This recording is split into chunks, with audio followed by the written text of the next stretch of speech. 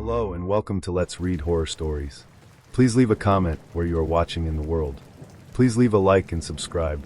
This really helps our channel grow. Thank you. Now relax and drift off to our True Crime Stories series. Story 1. The Mystery of Cindy James. On June 8, 1989, Cindy James, a 44-year-old nurse and counselor, was found dead under circumstances that would baffle investigators, her family, and the public for decades. Her body was discovered in the yard of an abandoned house in Richmond, British Columbia, her hands and feet bound behind her back. The official cause of death was determined to be an overdose of morphine and other drugs. But despite the bindings, which seemed impossible to accomplish alone, her death was ruled suicide or an accident. The story of Cindy James is one of the most perplexing mysteries in Canadian history. For 7 years leading up to her death, Cindy claimed to be the target of a relentless stalker who terrorized her with threats, harassment, and physical attacks. The police, however, suspected that Cindy may have been fabricating these incidents herself. Was Cindy the victim of a cruel and calculating predator? Or was she battling a profound psychological struggle that blurred the lines between reality and delusion? This is the story of Cindy James, a woman trapped in a nightmare that ultimately cost her life. Who was Cindy James? Cindy James was not the type of person you'd expect to find at the center of a chilling true crime case. Born on June 12, 1944, Cindy grew up in a stable, loving home. Her father, Otto Hack, a retired Air Force colonel, and her mother, Matilda, instilled in their children a strong sense of discipline and moral values. Cindy was a bright and driven child who excelled academically and socially. As an adult, Cindy pursued a career in nursing and counseling, eventually working with children who had emotional and behavioral challenges. Her colleagues and friends described her as compassionate, gentle, and deeply empathetic. Cindy was known for her dedication to her work and her ability to connect with children in ways that others couldn't. She seemed to have a natural gift for understanding and helping others. But behind the scenes, Cindy's personal life was far from perfect. In 1981, after 16 years of marriage, Cindy separated from her husband, Dr. Roy Makepeace, a prominent psychiatrist. The divorce, though amicable on the surface, marked the beginning of a dramatic and terrifying chapter in Cindy's life. Shortly after the separation, Cindy began receiving threatening phone calls. At first, they were brief and unsettling, but not overtly dangerous. Cindy confided in her friends and family, who encouraged her to report the calls to the police. Over time, however, the harassment escalated, becoming more frequent, menacing, and personal. The stalking begins. The stalking initially seemed confined to phone calls. Cindy would answer the phone only to hear silence, heavy breathing, or obscene whispers on the other end. Sometimes, the caller would make explicit threats, warning Cindy that she was being watched or that harm would come to her. But then the harassment turned physical. Cindy began finding disturbing notes left on her doorstep, cut-out letters from magazines spelling out ominous messages like, "You're dead" or "soon." Dead animals, including mutilated cats, were left in her yard. Her phone lines were frequently cut, her porch lights smashed, and her home vandalized. Cindy was terrified. She installed new locks on her doors, began carrying a personal alarm, and even painted her car a new color to make it harder for her stalker to track her. She moved homes multiple times, hoping to escape the torment, but the threats followed her wherever she went. The police took her reports seriously at first, but as the incidents piled up without any solid evidence, their skepticism grew.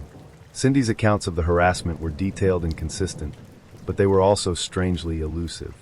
Despite staking out her home and monitoring her calls, the stalker always seemed to strike when no one was watching. The attacks escalate. One of the most disturbing aspects of Cindy's case was the series of physical attacks she endured. On several occasions, Cindy was found bound, bruised, and frightened, claiming she had been assaulted by her stalker. In January 1983, Cindy was discovered in her car, parked outside a mall. She was unconscious, with a black stocking tightly wrapped around her neck and her hands and feet bound with nylon stockings. Cindy told police she had been abducted and attacked by a man and a woman, but she was unable to provide a clear description of her assailants. In another incident, Cindy was found in her backyard, again bound with nylon stockings and suffering from hypothermia.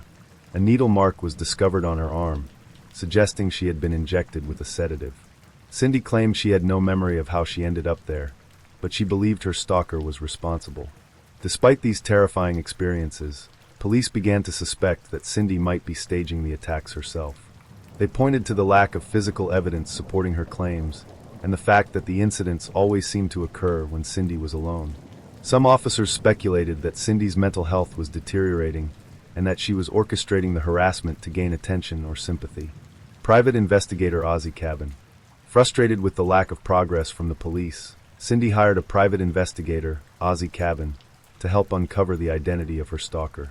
Cabin took Cindy's claims seriously and installed surveillance cameras and alarms in her home to catch the perpetrator in the act. But the stalker continued to evade detection. Cabin described Cindy as genuinely terrified and convinced that she was in danger. However, he also noted inconsistencies in her stories and began to question whether Cindy might be withholding information or fabricating some of the incidents. One night, while Cabin was monitoring Cindy's home, he heard strange noises coming from inside. He rushed to investigate, only to find Cindy cowering in a corner, claiming her stalker had been inside the house. But there was no sign of forced entry, and the alarms hadn't been triggered. The police's growing skepticism. By the mid-1980s, the police had largely dismissed Cindy's claims of harassment, believing she was either lying or suffering from a psychological disorder. They pointed to the fact that Cindy often seemed calm and composed after the incidents, which they found inconsistent with someone who had just been attacked. Cindy's friends and family, however, remained adamant that her fear was real. They described her as a rational, intelligent woman who had no reason to fabricate such elaborate and terrifying stories. Cindy herself expressed frustration with the police, feeling abandoned and disbelieved by the people who were supposed to protect her. Cindy's disappearance. In May 1989, Cindy vanished. Her car was found abandoned in a parking lot, with groceries and a wrapped gift inside. It was as if she had been running errands and suddenly disappeared. Her family and friends were devastated, fearing the worst. 2 weeks later, Cindy's body was discovered in the yard of an abandoned house. Her hands and feet were bound, and she was found with a lethal dose of morphine and other drugs in her system. The scene was bizarre. Her bindings suggested foul play, but no evidence of a struggle was found. The autopsy revealed no signs of physical trauma beyond the bindings, and the police ultimately ruled her death a suicide or an accident. The theories. Cindy's case has sparked endless debate and speculation. Some believe she was the victim of a sadistic stalker who ultimately silenced her. Others argue that Cindy's mental health had deteriorated to the point where she was staging the incidents and may have taken her own life. Her family continues to advocate for a renewed investigation, believing critical evidence was overlooked and that Cindy's death was a murder. Her father, Otto Hack, publicly stated, "Cindy didn't tie herself up. Someone killed my daughter." Conclusion. The story of Cindy James is one of the most chilling and perplexing mysteries in true crime history. Whether she was the victim of an invisible predator or the demons within her own mind, Cindy's final years were marked by fear, isolation, and unanswered questions. To this day, the case remains unsolved, leaving behind a haunting legacy that continues to captivate and disturb those who seek to uncover the truth. Cindy James' story is a reminder of how fragile the line between victim and suspect can be, and how, sometimes, the scariest mysteries are the ones that remain unsolved. Story 2. The Final Days of Elisa Lam. On February 19, 2013, the body of 21-year-old Elisa Lam was discovered in the water tank on the roof of the Cecil Hotel in downtown Los Angeles. For 19 days, Elisa had been missing, her disappearance a chilling enigma that captivated the public and left law enforcement searching for answers. The discovery of her body only deepened the mystery. How did Elisa, a young college student with dreams of exploring the world, end up in such a strange and inaccessible location? Her death was officially ruled an accidental drowning, but the circumstances surrounding it defy simple explanations. Adding to the eerie nature of the case was the release of surveillance footage showing Elisa behaving erratically in the hotel elevator just hours before she disappeared. This video, which would later go viral, has been analyzed and speculated upon by armchair detectives, true crime enthusiasts, and paranormal investigators alike. But behind the mystery and internet theories is the story of a real person, a bright, creative, and deeply sensitive young woman whose life was tragically cut short. This is the story of Elisa Lam, her struggles, her dreams, and the haunting questions that remain unanswered. Who is Elisa Lam? Elisa Lam was born on April 30th, 1991, in Vancouver, British Columbia, to immigrant parents from Hong Kong. She was the eldest of two daughters and grew up helping her parents run their family-owned restaurant.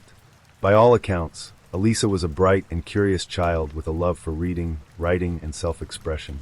Elisa's friends and family described her as warm, witty, and full of potential, but she also struggled with mental health issues. In her late teens, Elisa was diagnosed with bipolar disorder and depression, conditions that deeply affected her life and relationships. She was open about her struggles, often writing candidly on her Tumblr blog, Nouvelle Nouveau, where she shared her thoughts, fears, and aspirations. Her posts reflected a young woman searching for meaning and connection in a world that often felt overwhelming. In January 2013, Elisa decided to take a solo trip to California. She wanted to see the world, to experience life outside of her comfort zone.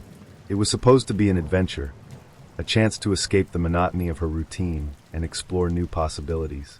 She carefully planned her itinerary, visiting San Diego before arriving in Los Angeles on January 26th, where she checked into the Cecil Hotel. The Cecil Hotel, a dark history. The Cecil Hotel, located in downtown Los Angeles, is infamous for its checkered history.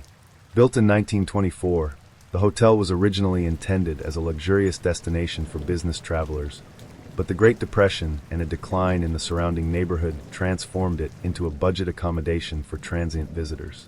Over the decades, the Cecil became synonymous with crime, tragedy, and urban decay. Serial killers like Richard Ramirez, the Night Stalker, and Jack Unterweger stayed there during their murderous sprees. It was also the site of numerous suicides and unexplained deaths, leading some to believe the hotel was cursed. By the time Elisa Lam arrived, the Cecil had rebranded part of its upper floors as the Stay on Main, a boutique-style hostel aimed at attracting young, budget-conscious travelers. However, the building still shared facilities with the original Cecil, and its reputation as a haven for crime and despair lingered. The disappearance. Elisa was scheduled to check out of the Cecil Hotel on January 31st and continue her trip to Santa Cruz, but she never made it. Her parents, who were in regular contact with her during her travels, grew concerned when they didn't hear from her that day. They reported her missing to the Los Angeles Police Department, and an investigation was launched. Elisa's disappearance quickly gained attention. Flyers with her photo were distributed throughout the city, and her family flew to Los Angeles to assist with the search. The police reviewed surveillance footage from the hotel, interviewed staff and guests, and searched the premises, but there was no sign of Elisa. The elevator footage. On February 13th, nearly 2 weeks after Elisa vanished, the LAPD released a surveillance video that would become one of the most infamous pieces of footage in true crime history. The video, taken from the hotel elevator on the night of January 31st, showed Elisa behaving in a way that was both erratic and deeply unsettling. In the footage, Elisa enters the elevator and presses multiple buttons. She then crouches in the corner, as if hiding from someone, before stepping out into the hallway, where she appears to gesture and speak to an unseen presence. At one point, she steps back into the elevator and presses more buttons, but the elevator doors remain open. Her movements are disjointed, almost otherworldly, and her facial expressions shift from fear to curiosity to confusion. The video went viral, sparking widespread speculation. Was Elisa being followed? Was she under the influence of drugs or experiencing a mental health episode? Some even suggested supernatural forces were at play, pointing to the Cecil Hotel's dark history as evidence. The discovery. On February 19th, after guests at the Cecil Hotel complained of low water pressure and an unusual taste in the tap water, maintenance workers were sent to check the rooftop water tanks. What they found was horrifying: Elisa Lam's body, floating face up in one of the tanks. She had been missing for 19 days. The discovery shocked and horrified both the public and law enforcement. The water tanks were difficult to access, requiring workers to climb a ladder and remove a heavy lid. How Elisa ended up inside the tank was a mystery. An autopsy revealed no signs of trauma or foul play. The toxicology report showed only traces of Elisa's prescribed medication for bipolar disorder, suggesting she was not under the influence of drugs or alcohol at the time of her death. The coroner ruled her death an accidental drowning, but many questions remained unanswered. Personal accounts, the impact on those who knew her. Elisa's death devastated her family and friends. Her younger sister, Sarah Lam, described Elisa as a bright light who brought joy to those around her despite her struggles. She had so many dreams, Sarah said in an interview. She wanted to travel, to write, to make a difference in the world. She had so much to give. One of Elisa's close friends, Rachel and Gwyn, shared memories of late-night conversations and shared laughter. She was the kind of person who could make you feel seen, Rachel said. She had this way of understanding people, of knowing exactly what to say to make you feel less alone. I just wish she had felt that for herself. Elisa's Tumblr blog became a poignant reminder of her inner world. In one post, she wrote, "You're always haunted by the idea you're wasting your life." Her words resonated with many, offering a glimpse into her struggles and her longing for meaning. The theories. Elisa's case has inspired countless theories, ranging from the plausible to the bizarre. Some believe her death was the result of a psychotic episode brought on by her bipolar disorder, which may have caused her to climb into the water tank in a state of confusion or paranoia. Others point to the elevator footage as evidence that Elisa was being followed or targeted by someone. The location of the water tank has also fueled speculation. How did Elisa access the rooftop, which was locked and alarmed? And how did she lift the heavy lid to the tank? Some theorists argue that foul play was involved, while others suggest Elisa may have found a way to bypass the security measures on her own. Legacy and reflection. Elisa Lam's death remains one of the most haunting and mysterious cases in modern true crime. For her family, the focus is not on the theories or the sensationalism, but on remembering Elisa as a person, a daughter, a sister, and a friend who was loved deeply. Her story has sparked important conversations about mental health, the treatment of vulnerable individuals, and the ethical responsibilities of true crime media. At its heart, the case of Elisa Lam is a tragedy, a young life cut short, leaving behind a legacy of unanswered questions and enduring sadness. The investigation determined how Lam died, but did not initially offer an explanation as to how she got into the tank in the first place. Doors and stairs that access the hotel's roof are locked, with only staff having the passcodes and keys, and any attempt to force them would supposedly have triggered an alarm. The hotel's fire escape could have allowed her to bypass those security measures. Her scent trail was lost near a window that connected to it. A video posted to the internet after Lam's death showed that the hotel's roof was easily accessible via the fire escape, and that 2 of the lids of the water tanks were open. Apart from the question of how she got on the roof, others asked if she could have gotten into the tank by herself. All 4 tanks were 4 by 8-foot cylinders propped up on concrete blocks.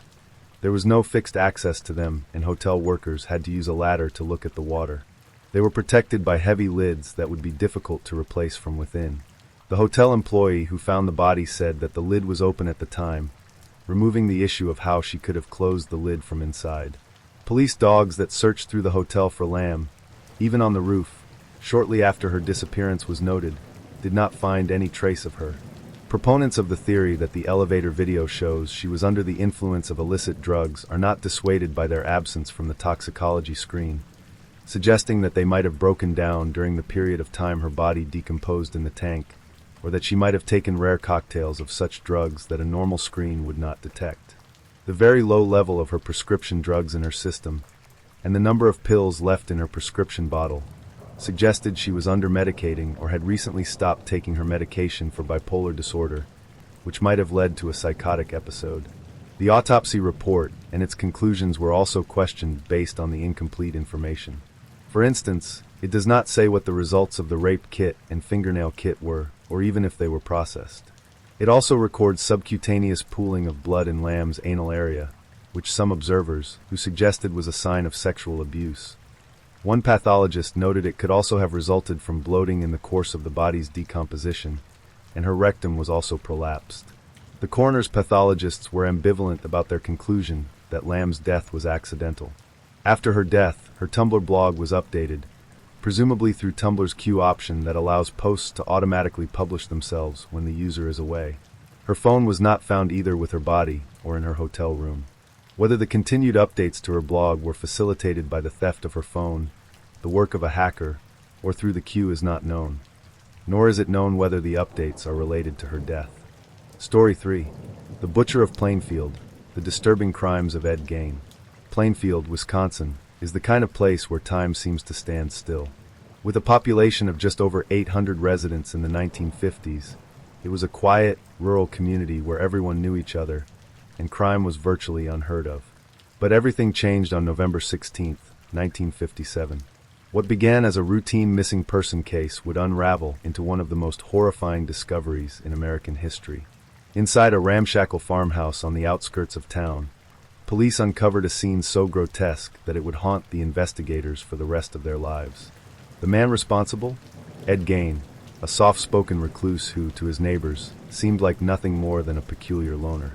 The crimes of Ed Gein would shock the nation, inspire some of the most iconic horror films of all time, and forever cement his name in the annals of true crime infamy. This is the story of the Butcher of Plainfield, a tale of madness, obsession, and unimaginable depravity. Edward Theodore Gein was born on August 27, 1906, in La Crosse County, Wisconsin.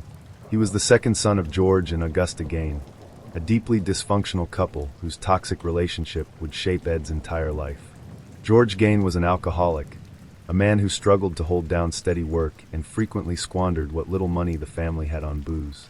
By contrast, Augusta was a devoutly religious woman with a fanatical belief in the sinfulness of the world. She ruled the household with an iron fist, instilling in her sons, Ed and his older brother Henry, a deep fear of women and sexuality. Augusta was particularly fixated on the idea that women, other than herself, were corrupt, immoral, and tainted by sin. She frequently quoted passages from the Bible, warning her sons about the dangers of lust and the evils of the flesh. She isolated the family from the outside world, moving them to a remote 155-acre farm near Plainfield in 1914. For Ed, the farm became both a sanctuary and a prison. He was a shy, awkward child who struggled to make friends, and was often the target of bullying. His classmates mocked him for his strange mannerisms and feminine voice, calling him names like Weird Eddie. Despite the abuse, Ed remained fiercely loyal to his mother, idolizing her as a paragon of virtue and authority. Augusta, however, showed little affection for Ed. She viewed him as weak and effeminate, often berating him for his perceived shortcomings. Yet Ed's devotion to her only grew stronger. She was his entire world, a towering figure whose approval he craved but could never fully earn. By the time Ed reached adulthood, his life revolved entirely around the farm and his mother. He worked odd jobs around Plainfield, earning a reputation as a reliable but eccentric handyman. He was known for his quiet demeanor and peculiar sense of humor, often laughing at his own jokes in a way that made others uncomfortable. In 1940, Ed's father, George, died of heart failure caused by years of heavy drinking. With George gone, Ed and Henry took on more responsibilities around the farm. But the dynamic between the brothers began to shift. Henry, the more independent and pragmatic of the two, started to push back against Augusta's influence. He openly criticized her religious fanaticism and expressed concern about Ed's unhealthy attachment to her. Tragedy struck in 1944 when Henry died under suspicious circumstances.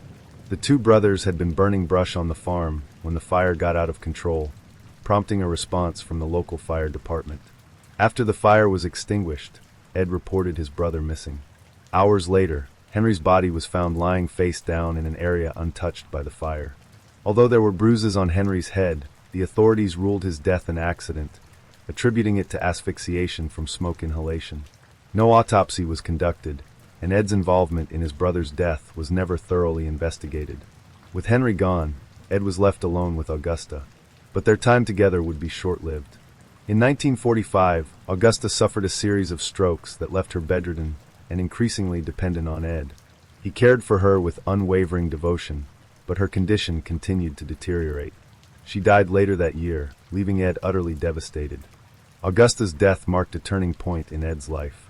The woman who had dominated his existence was gone, and with her, any semblance of structure or normalcy. Alone on the farm, Ed began to descend into a world of darkness and depravity.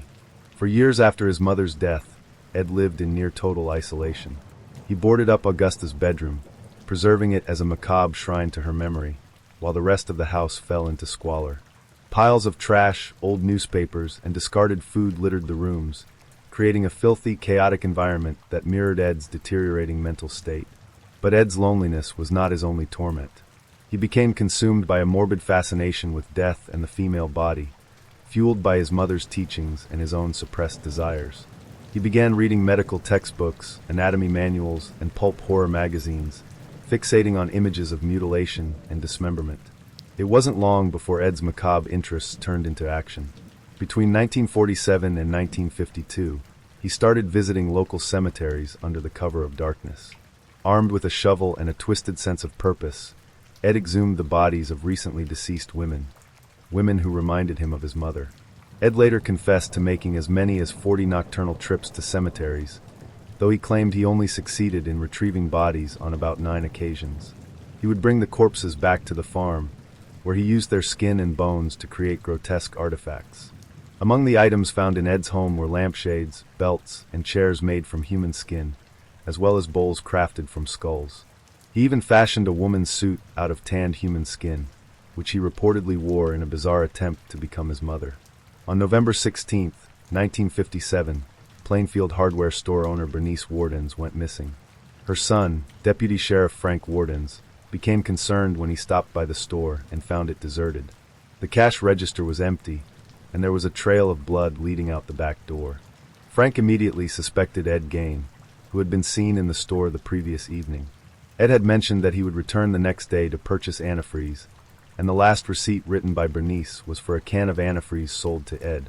That same evening, police arrived at the Gain farm with a search warrant. What they found inside would shock the world. The Gain farmhouse was a nightmare brought to life. Investigators were greeted by the stench of decay and the sight of human remains scattered throughout the property. In the kitchen, they discovered the decapitated body of Bernice Wardens, hanging upside down from the ceiling. She had been gutted like a deer, with her internal organs placed in a bucket nearby. Her head was found in a burlap sack, and her heart was in a plastic bag on the stove. But Bernice Wardens was not Ed's only victim. As police continued to search the property, they uncovered a collection of human remains that defied comprehension. There were masks made from human faces, a corset made from a woman's torso, and a belt adorned with nipples. The horror extended beyond the physical evidence. Investigators were haunted by the realization that Ed had been living among these gruesome artifacts for years, treating them as if they were ordinary household items. Ed Gain was arrested that same night and brought in for questioning. Initially, he denied any involvement in Bernice Warden's death, but under pressure from authorities, he eventually confessed.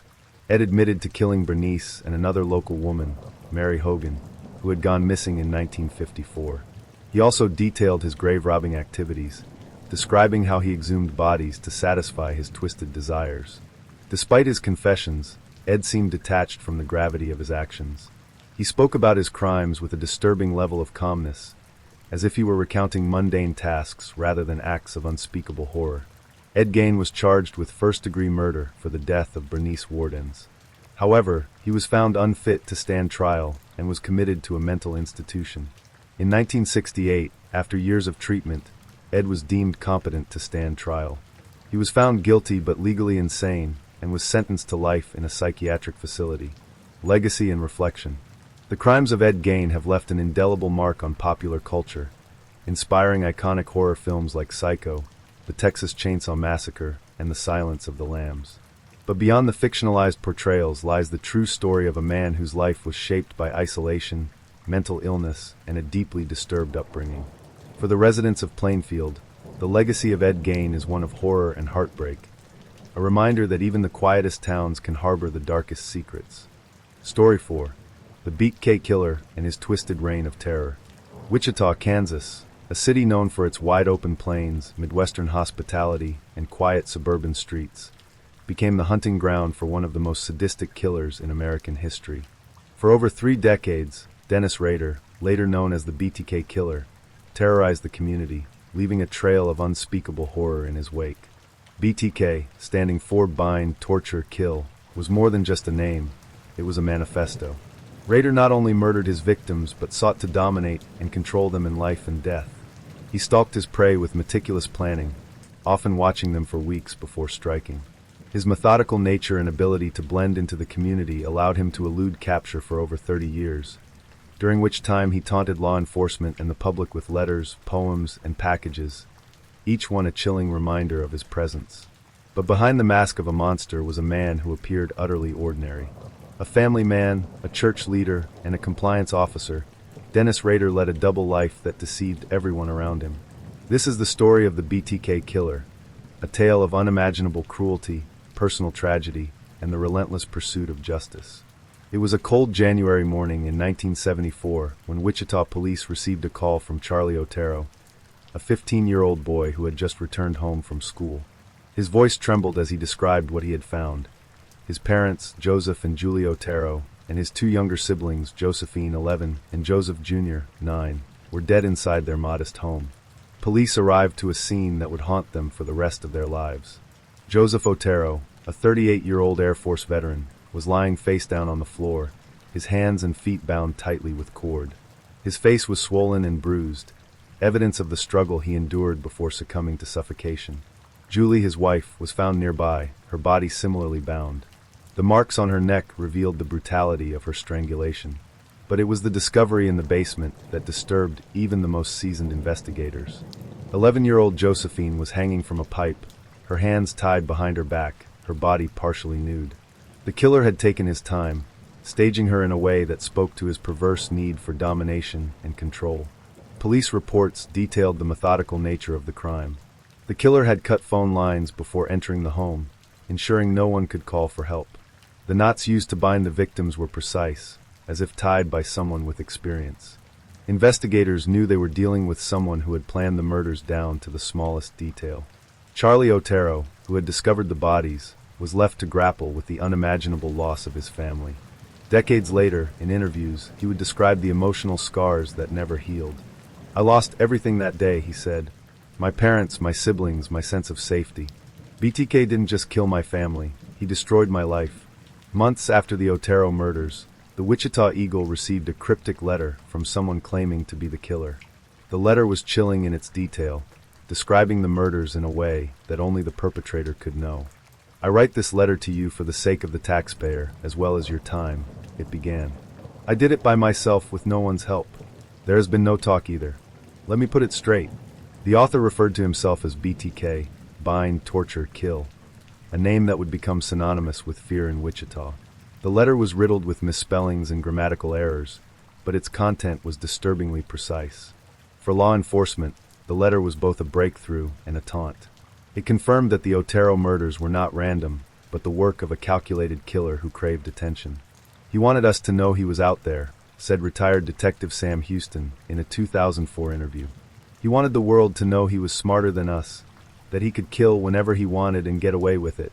While Wichita lived in fear of BTK, Dennis Rader lived a life that seemed utterly ordinary. Married with 2 children, Rader worked as a compliance officer, a job that allowed him to exert authority over others, something he relished. He was also an active member of his local church, serving as president of the congregation council.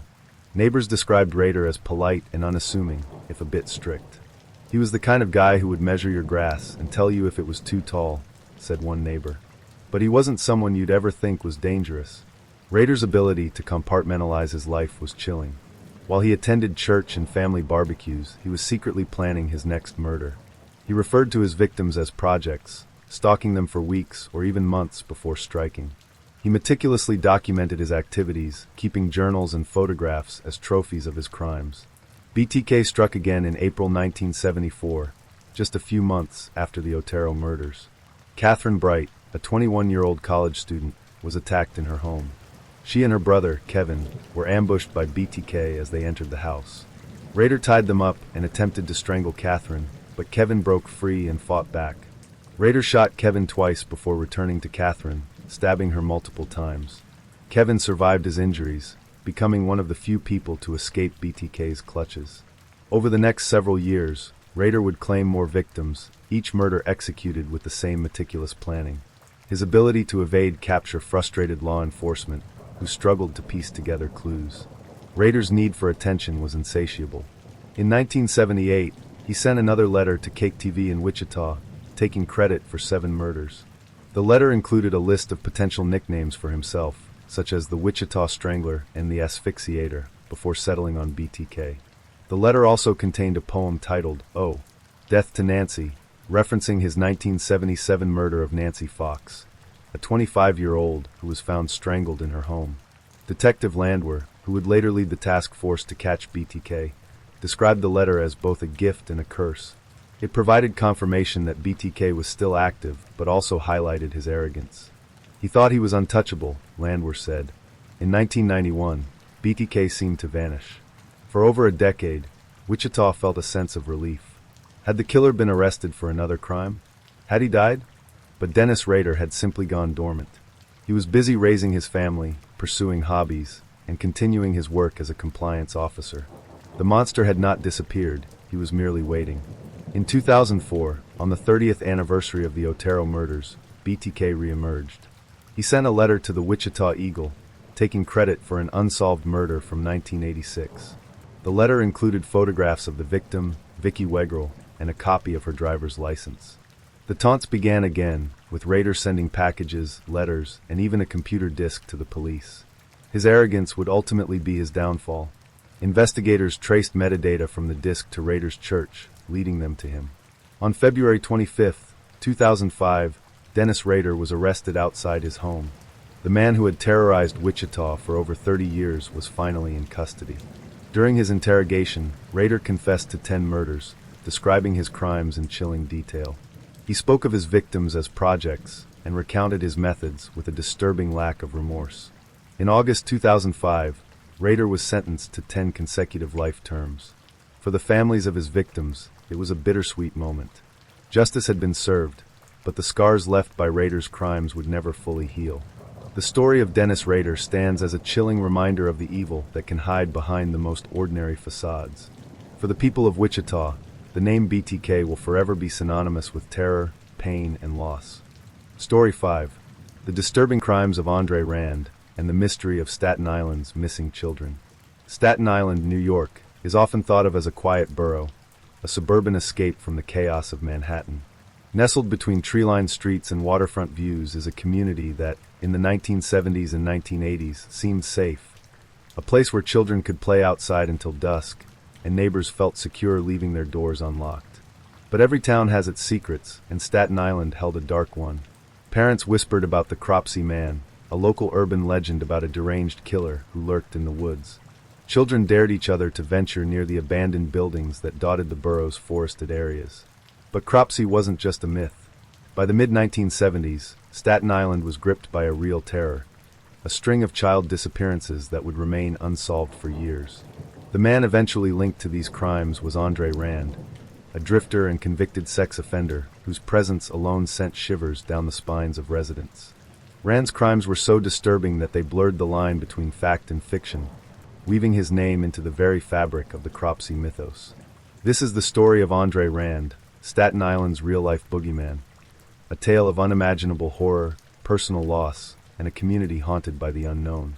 Before diving into Andre Rand's reign of terror, it's impossible to ignore the shadow cast by one of Staten Island's most infamous landmarks, Willowbrook State School. Opened in 1947, Willowbrook was a massive institution for children and adults with developmental disabilities. On paper, it was designed to provide care and education for some of society's most vulnerable individuals. In reality, it was a house of horrors. In the early 1970s, investigative journalist Geraldo Rivera exposed the appalling conditions at Willowbrook in a now infamous documentary. The footage showed overcrowded rooms, patients wandering in filth, and staff overwhelmed or indifferent to the suffering around them. Many of the residents were neglected, malnourished, and abused. Willowbrook's closure in 1987 was a result of public outrage, but by then, it had already left its mark on Staten Island. The sprawling campus, with its decaying buildings and overgrown grounds, became a magnet for urban explorers, thrill seekers, and, as some would later theorize, predators like Andre Rand. Rand worked briefly as a janitor at Willowbrook in the 1960s. Though his time there predated its closure, many believe his connection to the institution played a role in the horrors that would come later. The nightmare began on July 10, 1972, when 5-year-old Alice Pereira vanished without a trace. Alice was last seen playing in her Staten Island apartment complex while her brother briefly went inside to grab something. When he returned, Alice was gone. The search for Alice was extensive. Police combed the area, neighbors formed search parties, and her photograph was plastered across the borough. But days turned into weeks, and there was no sign of the little girl. Alice's disappearance left the community shaken. Parents began keeping a closer eye on their children, but most people still believed her case was an isolated tragedy. No one could have predicted that this was only the beginning. Years later, Andre Rand would be linked to Alice's disappearance, though no concrete evidence ever surfaced to prove his involvement. By the late 1970s, Andre Rand had become a familiar and unsettling figure on Staten Island. A drifter with a history of mental illness and a criminal record for the attempted sexual assault of a 9-year-old girl, Rand often camped out in the woods or squatted in abandoned buildings. Residents reported seeing him pushing a shopping cart filled with random junk or riding a dilapidated bicycle around the borough. His wild, unkempt appearance and erratic behavior made him the subject of rumors and suspicion. For children, Rand became the embodiment of the Cropsey legend. They whispered about the crazy man in the woods who would snatch kids and drag them into the tunnels beneath the old Willowbrook campus. For many, it was just a scary story to tell around a campfire. But for some families, it became a horrifying reality. On July 15, 1981, 7-year-old Holly Ann Hughes left her home to buy a bar of soap at a local store. She never returned. Witnesses reported seeing Holly with a strange man who fit Andre Rand's description, but by the time police arrived, she was gone. Holly's mother, Patricia, was frantic. "I knew something was wrong the moment she didn't come back," Patricia later said in an interview. "She was always so good about coming straight home." Despite extensive searches, Holly was never found. Decades later, witnesses would testify that they saw Rand with Holly on the day she disappeared, but without physical evidence, the case went cold. Over the next several years, more children went missing under eerily similar circumstances. In 1983, 11-year-old Tyahese Jackson disappeared while walking home from her neighborhood. Her body was never found. In 1984, 22-year-old Hank Gafforio, who had an intellectual disability, vanished after being seen with Rand late at night. Each case deepened the community's fear.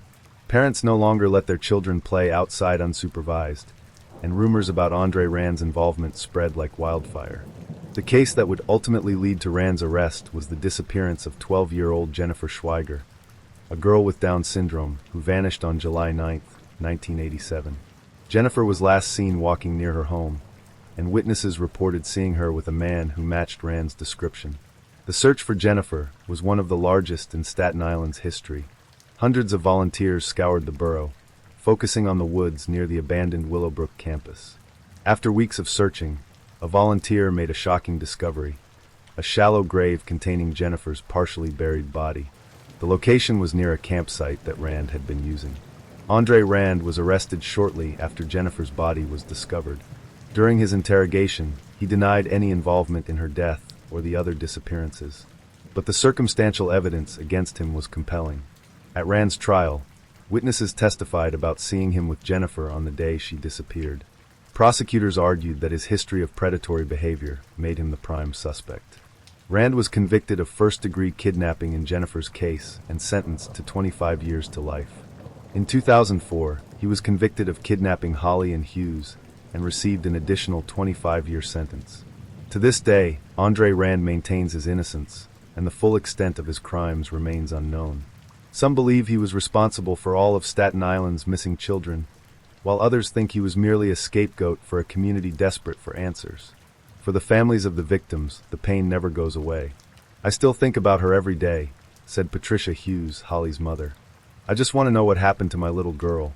The legend of Cropsey continues to haunt Staten Island, blurring the line between urban myth and true horror. But for those who lived through Andre Rand's reign of terror, the fear was all too real. Story 6. The Angel of Death, The Crimes of Dr. Harold Shipman. When we think of doctors, we imagine individuals dedicated to saving lives, to healing the sick, and to providing comfort in our most vulnerable moments. They are the guardians of health, bound by an oath to do no harm. But what happens when that trust is betrayed? What happens when the very person sworn to preserve life becomes its destroyer? In the case of Harold Shipman, a respected general practitioner in Hyde, England, the betrayal was almost unimaginable.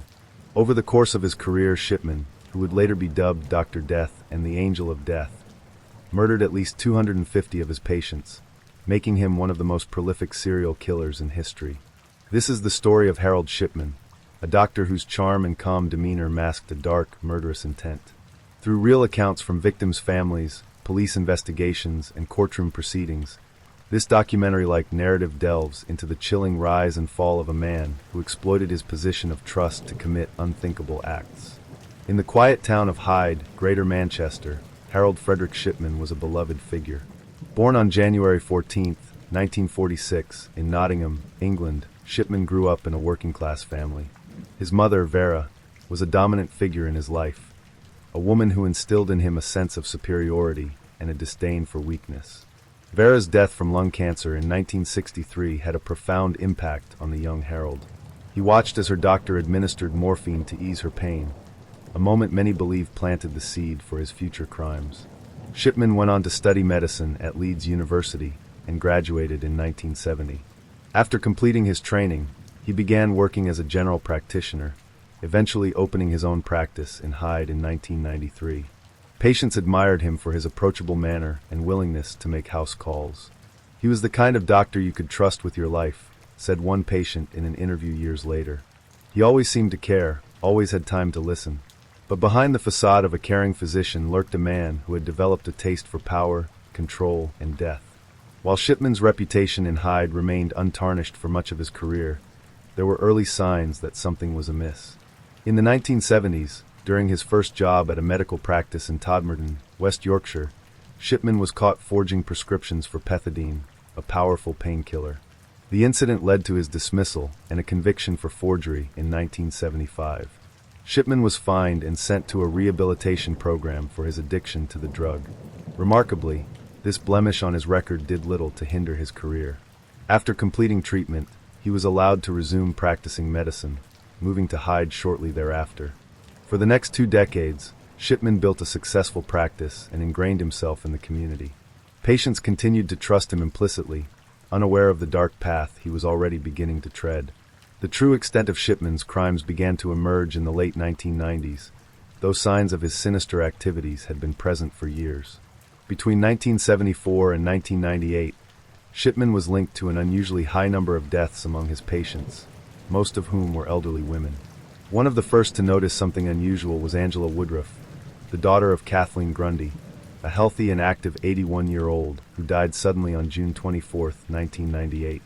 Kathleen had been a former mayoress of Hyde, known for her sharp mind and vitality. Shipman, her trusted doctor, was the last person to see her alive. Angela found it odd that her mother's death had been attributed to old age, and was even more baffled when she discovered a new will, allegedly written by Kathleen, leaving nearly her entire estate, worth over £386,000, to Shipman. The will excluded Angela and her children entirely, something Kathleen would never have done. It didn't make sense, Angela later told investigators. My mother was meticulous about her affairs. She would never have written a will like that, and she certainly wouldn't have left everything to her doctor. Angela reported her suspicions to the police, triggering an investigation that would uncover one of the most horrifying cases of medical malpractice in history. Detective Superintendent Bernard Postles of the Greater Manchester Police led the investigation into Shipman.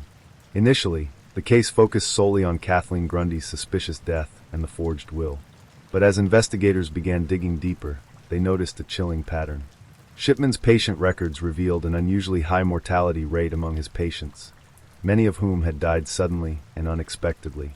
Most of the deaths occurred at home or in Shipman's office, and in many cases, Shipman had signed the death certificates himself, attributing the deaths to natural causes. Exhumations of several victims' bodies, including Kathleen Grundy's, revealed traces of morphine or diamorphine, a drug commonly used for pain management in terminally ill patients but rarely administered to otherwise healthy individuals. Police also uncovered forged medical records, where Shipman had retrospectively altered patient files to make it appear as though they were in poor health before their deaths. The scope of the investigation quickly expanded. By the end of 1998, police had identified 15 suspicious deaths linked to Shipman, though they suspected the actual number was much higher. Shipman was arrested on September 7, 1998, and charged with the murders of 15 patients, as well as 1 count of forgery for altering Kathleen Grundy's will. The trial began on October 5, 1999, at Preston Crown Court and lasted nearly 4 months. The prosecution, led by Richard Henriquez QC, presented a mountain of evidence against Shipman. Witnesses included family members of the victims, medical professionals, and forensic experts who testified about the presence of morphine in the victims' bodies. One of the most damning pieces of evidence came from the testimony of Dr. Linda Reynolds, a fellow GP in Hyde, who had raised concerns about Shipman's high patient mortality rate as early as 1998. "I couldn't ignore the numbers," Dr. Reynolds said in court. His practice had a death rate that was significantly higher than any other in the area. It wasn't just an anomaly, it was alarming. The defense attempted to argue that the deaths were natural and that Shipman's actions had been misinterpreted. They painted him as a caring doctor who had simply been unlucky to have so many of his patients die. But the jury was unconvinced. On January 31, 2000, Harold Shipman was found guilty of murdering 15 patients and forging Kathleen Grundy's will. He was sentenced to life imprisonment with no possibility of parole. The conviction of Harold Shipman marked the end of a horrifying chapter in British history, but it was far from the end of the story. In the years that followed, investigators continued to examine Shipman's patient records, ultimately linking him to at least 250 deaths. The case sparked widespread outrage and led to sweeping changes in medical oversight in the UK. The General Medical Council, GMC, faced intense criticism for failing to identify Shipman's crimes earlier, and new regulations were introduced to monitor doctors more closely. For the families of Shipman's victims, justice came too late. Many were left grappling with the devastating realization that their loved ones had been murdered by someone they trusted. "I trusted him with my mother's life," said one woman whose mother had been one of Shipman's victims. "I trusted him, and he killed her." In 2004, Harold Shipman was found dead in his prison cell at Wakefield Prison. He had hanged himself with bedsheets, leaving behind no note or explanation. For many, his death brought a sense of closure, but for others, it raised even more questions. Why had Shipman killed so many? Was it for financial gain, as in the case of Kathleen Grundy, or was it about power and control? Psychologists have speculated that Shipman's actions were driven by a God complex, a desire to hold the power of life and death in his hands. The crimes of Harold Shipman remain a chilling reminder of the potential for evil that can lurk behind even the most trusted facades. For the people of Hyde, and for the families of his victims, the scars left by his actions will never fully heal. But Shipman's story also serves as a cautionary tale, a call to vigilance and accountability in the institutions we rely on most. In the end, the angel of death's reign of terror was brought to an end not by the system, but by the courage and persistence of those who refused to let their loved ones' deaths go unanswered. Story 7. The Butcher of Rostov, The Crimes of Andrei Chikatilo. The Soviet Union in the 1980s was a land of contrasts. Beneath the iron grip of communist rule, cities and towns buzzed with life, yet fear and paranoia lingered like an unspoken shadow. It was a society where crimes were often suppressed or brushed under the rug, where the state sought to project an image of order and control. But behind the facade of stability, a monster prowled the streets of Rostov-on-Don, stalking the vulnerable and preying on the innocent. Andrei Chikatilo, later dubbed the Butcher of Rostov or the Red Ripper, would become one of the most prolific and horrifying serial killers in modern history. Over the course of more than a decade, he lured, tortured, and brutally murdered at least 52 victims, leaving a trail of devastation that stretched across multiple regions of the Soviet Union. His crimes were not just acts of murder. They were grotesque displays of sadism, sexual violence, and a complete lack of humanity. What makes Chikatilo's story all the more chilling is the fact that he operated under the radar for so long, evading capture due to bureaucratic inefficiencies, investigative missteps, and a system ill-equipped to deal with the concept of a serial killer. Through detailed accounts of his crimes, the police investigation, and the courtroom drama that followed, this narrative will take you deep into the darkness of Andrei Chikatilo's world, a place where trust was betrayed, innocence destroyed, and horror became a way of life. Andrei Romanovich Chikatilo was born on October 16, 1936, in the small Ukrainian village of Yablokn, during one of the darkest periods in Soviet history. The country was in the grip of Stalin's forced collectivization policies, resulting in widespread famine and suffering. Chikatilo's early life was marked by deprivation, humiliation, and trauma, factors that would later shape the monster he would become. His family lived in abject poverty, often going days without food. According to Chikatilo, his mother would tell him stories of his older brother, Stepan, who had allegedly been kidnapped and cannibalized during the famine, a gruesome tale that haunted his childhood.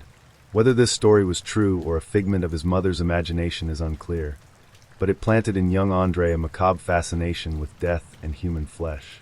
Chikatilo was a shy, awkward child, often bullied for his weak stature and timid demeanor. He wet the bed into his teenage years, an act that earned him frequent beatings from his mother. His sexual development was equally fraught. He struggled with impotence and feelings of inadequacy, which led to a deep resentment of women.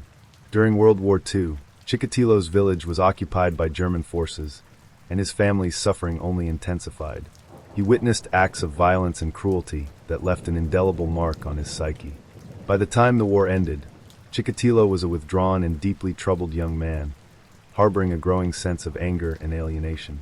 Despite his troubled upbringing, Chikatilo managed to pursue higher education, eventually earning a degree in Russian literature. He married and had 2 children, presenting himself as a devoted husband and father. But beneath the surface, his darker impulses were beginning to emerge. In 1971, Chikatilo began working as a teacher in a small town near Rostov. It was here that the first signs of his predatory nature became apparent. Students complained of inappropriate behavior, including groping and exposing himself. Though these incidents were reported, they were often dismissed or ignored, a pattern that would repeat throughout his career. Chikatilo's first known murder occurred in 1978. He lured a 9-year-old girl, Yelena Zakitnova, to an abandoned shed with the promise of candy. Once inside, he attacked her with a knife, stabbing her multiple times before drowning her in a nearby river. The brutality of the crime shocked investigators, but a local man with a criminal record was wrongfully convicted and executed for the murder. This miscarriage of justice allowed Chikatilo to continue his killing spree unchecked. Between 1981 and 1990, Chikatilo unleashed a reign of terror across the Rostov region and beyond. His victims were typically young women, children, and runaways, those who were vulnerable and unlikely to be missed. He would approach them at bus stations, train platforms, or isolated paths, offering food, money, or companionship before leading them to secluded areas. The crimes were marked by extreme violence and depravity. Chikatilo would often stab or slash his victims repeatedly, sometimes over 50 times, as though in a frenzied state. Many of the bodies showed signs of mutilation, eyes gouged out, genitals bitten or removed, and internal organs exposed. Investigators later theorized that Chikatilo derived sexual pleasure from the act of killing itself, as he was unable to achieve arousal through conventional means. "I felt like a god," Chikatilo would later confess. "I could decide who lived and who died. It was the only time I felt truly alive." The discovery of the mutilated bodies sent shockwaves through the Soviet Union. Parents kept their children indoors, and rumors of a maniac spread like wildfire. Yet, despite the mounting evidence, Chikatilo continued to evade capture. The investigation into the murders was plagued by bureaucratic inefficiencies and a lack of experience in dealing with serial killers. The concept of such a predator was virtually unheard of in the Soviet Union, where the state insisted that such crimes were a symptom of capitalist decadence, not something that could happen in a socialist society. Detectives formed the Forest Belt Task Force to investigate the killings, but their efforts were hampered by a lack of resources and training. Early profiles of the killer suggested a young, mentally unstable loner, completely missing the mark on Chikatilo, who was a middle-aged family man with a steady job. One of the most tragic aspects of the investigation was the wrongful arrest and execution of several innocent men. A mentally disabled man, Alexander Kravchenko, was tortured into confessing to one of the murders and later executed, even though evidence pointed to another suspect. Meanwhile, Chikatilo remained free, adapting his methods to avoid detection. He began traveling to different regions to find his victims, making it harder for investigators to connect the cases. The capture came in 1990, thanks to the persistence of Detective Viktor Burakov, who had spent years tracking the killer. By this point, forensic evidence and witness accounts had narrowed the search to a middle-aged man who frequented train stations and bus stops. On November 6, 1990, Chikatilo was arrested after acting suspiciously near a train station where a young boy had recently been murdered. Police found a bag containing a knife, rope, and Vaseline, items commonly used in his crimes. Under intense interrogation, Chikatilo initially denied any involvement. But after weeks of questioning and psychological profiling, he finally confessed to 56 murders, describing each one in chilling detail. His calm demeanor as he recounted the crimes horrified even the most seasoned investigators. Chikatilo's trial began in April 1992 and quickly became a media spectacle. Dubbed the trial of the century, it drew widespread attention for its gruesome details and Chikatilo's bizarre behavior in court. Dressed in a tracksuit, he often shouted obscenities, exposed himself, and claimed he was being persecuted by the government. At one point, he even tried to bite his own hand off. The prosecution presented overwhelming evidence, including forensic matches to the crime scenes and Chikatilo's detailed confessions. Families of the victims packed the courtroom, many breaking down in tears as the horrific details were read aloud. After a lengthy trial, Chikatilo was found guilty of 52 murders and sentenced to death. In February 1994, he was executed by a single gunshot to the back of the head. The crimes of Andrei Chikatilo left an indelible scar on the people of Russia and the world at large. His case exposed flaws in the Soviet justice system, highlighted the dangers of ignoring early warning signs, and shattered the illusion that such horrors could only happen elsewhere. For the families of his victims, the pain of their loss remains immeasurable. "He didn't just take their lives," said one grieving mother. "He took their futures, their dreams, and our peace of mind." Story 8. The Green River Killer, the unrelenting hunt for Gary Ridgway. The Green River flows quietly through the lush Pacific Northwest, a scenic gem framed by the dark emerald forests and rolling foothills of Washington state. Yet for many, the river has become a place of infamy, a chilling reminder of the horrors that unfolded along its banks. Beginning in the summer of 1982, the bodies of young women started to appear in and around the river, discarded like trash, their lives extinguished by a killer who seemed to strike with impunity. The man responsible for these atrocities was Gary Leon Ridgway, later dubbed the Green River Killer. Over 2 decades, Ridgway killed at least 49 women, though he has claimed responsibility for as many as 71. His victims were often sex workers or runaways, women who lived on the fringes of society and whose disappearances initially drew little public attention. Ridgway's murders were acts of calculated brutality, driven by an insatiable desire to dominate, kill, and desecrate. This is the story of the Green River Killer, an unassuming truck painter who lived a double life as one of the most prolific serial killers in history. Through detailed accounts of the victims, autopsy reports, police investigations, and courtroom drama, this narrative seeks to provide a comprehensive account of a case that has haunted the Pacific Northwest and the world for decades. The nightmare began on July 15, 1982, when 2 teenage boys discovered the body of 16-year-old Wendy Lee Caulfield floating in the Green River, near Kent, Washington. Wendy had been strangled with her own panties, which were still knotted around her neck. The autopsy revealed bruising on her neck consistent with ligature strangulation, as well as abrasions on her wrists and ankles, suggesting she had been bound at some point. Wendy's mother, Virginia, recalled the last time she saw her daughter alive. "She said she was going out with friends, but she didn't tell me where. She was my baby, and now she's gone. I can't believe someone could do this to her." Just a few days later, on July 17th, the bodies of 2 more women were discovered. Deborah Lynn Bonner, 23, and Marcia Faye Chapman, 31, were found in the same stretch of the Green River. Both women had been strangled, their bodies partially submerged in the water. Deborah's body was nude, and her wrists bore ligature marks. Marcia, a mother of 3, was similarly stripped and bore evidence of sexual assault. On August 12th, the body of 16-year-old Cindy Hines was found in the Green River, along with 17-year-old Opal Charmaine Mills. The 2 girls had been friends and were last seen together near Pacific Highway South, an area known for prostitution. Cindy had been strangled with such force that the hyoid bone in her neck was fractured, a common finding in cases of manual strangulation. Opal's body showed similar injuries, along with defensive wounds on her hands, indicating she had fought back against her attacker. The discovery of 5 bodies in less than a month sent shockwaves through the community.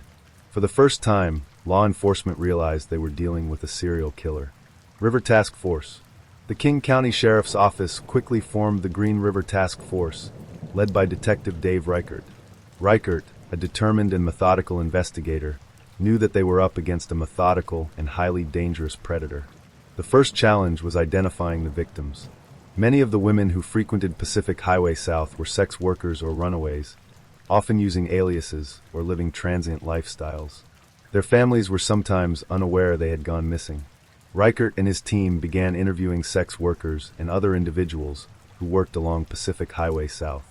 Several witnesses recalled seeing a man in a dark pickup truck or van offering rides to women. The description of the man was vague, white, middle-aged, with a soft-spoken demeanor. The task force also began analyzing the crime scenes. The killer's choice of the Green River and surrounding wooded areas to dump bodies suggested a familiarity with the region. However, the lack of physical evidence, such as fingerprints or footprints, frustrated investigators. Autopsy reports revealed a grim pattern. All of the victims had been strangled, either manually or with ligatures fashioned from their own clothing. Many showed signs of sexual assault, and some bore bite marks or other evidence of post-mortem mutilation. As the weeks turned into months, the bodies continued to appear. Between August and October 1982, 6 more women were found, all bearing the same hallmarks of the Green River killer. Terry Milligan, 16, found in a wooded area near the river. She had been strangled with a rope, and her body showed signs of decomposition, suggesting she had been dead for several weeks. Mary Meehan, 18, 4 months pregnant at the time of her death, Mary's body was discovered in the river in September.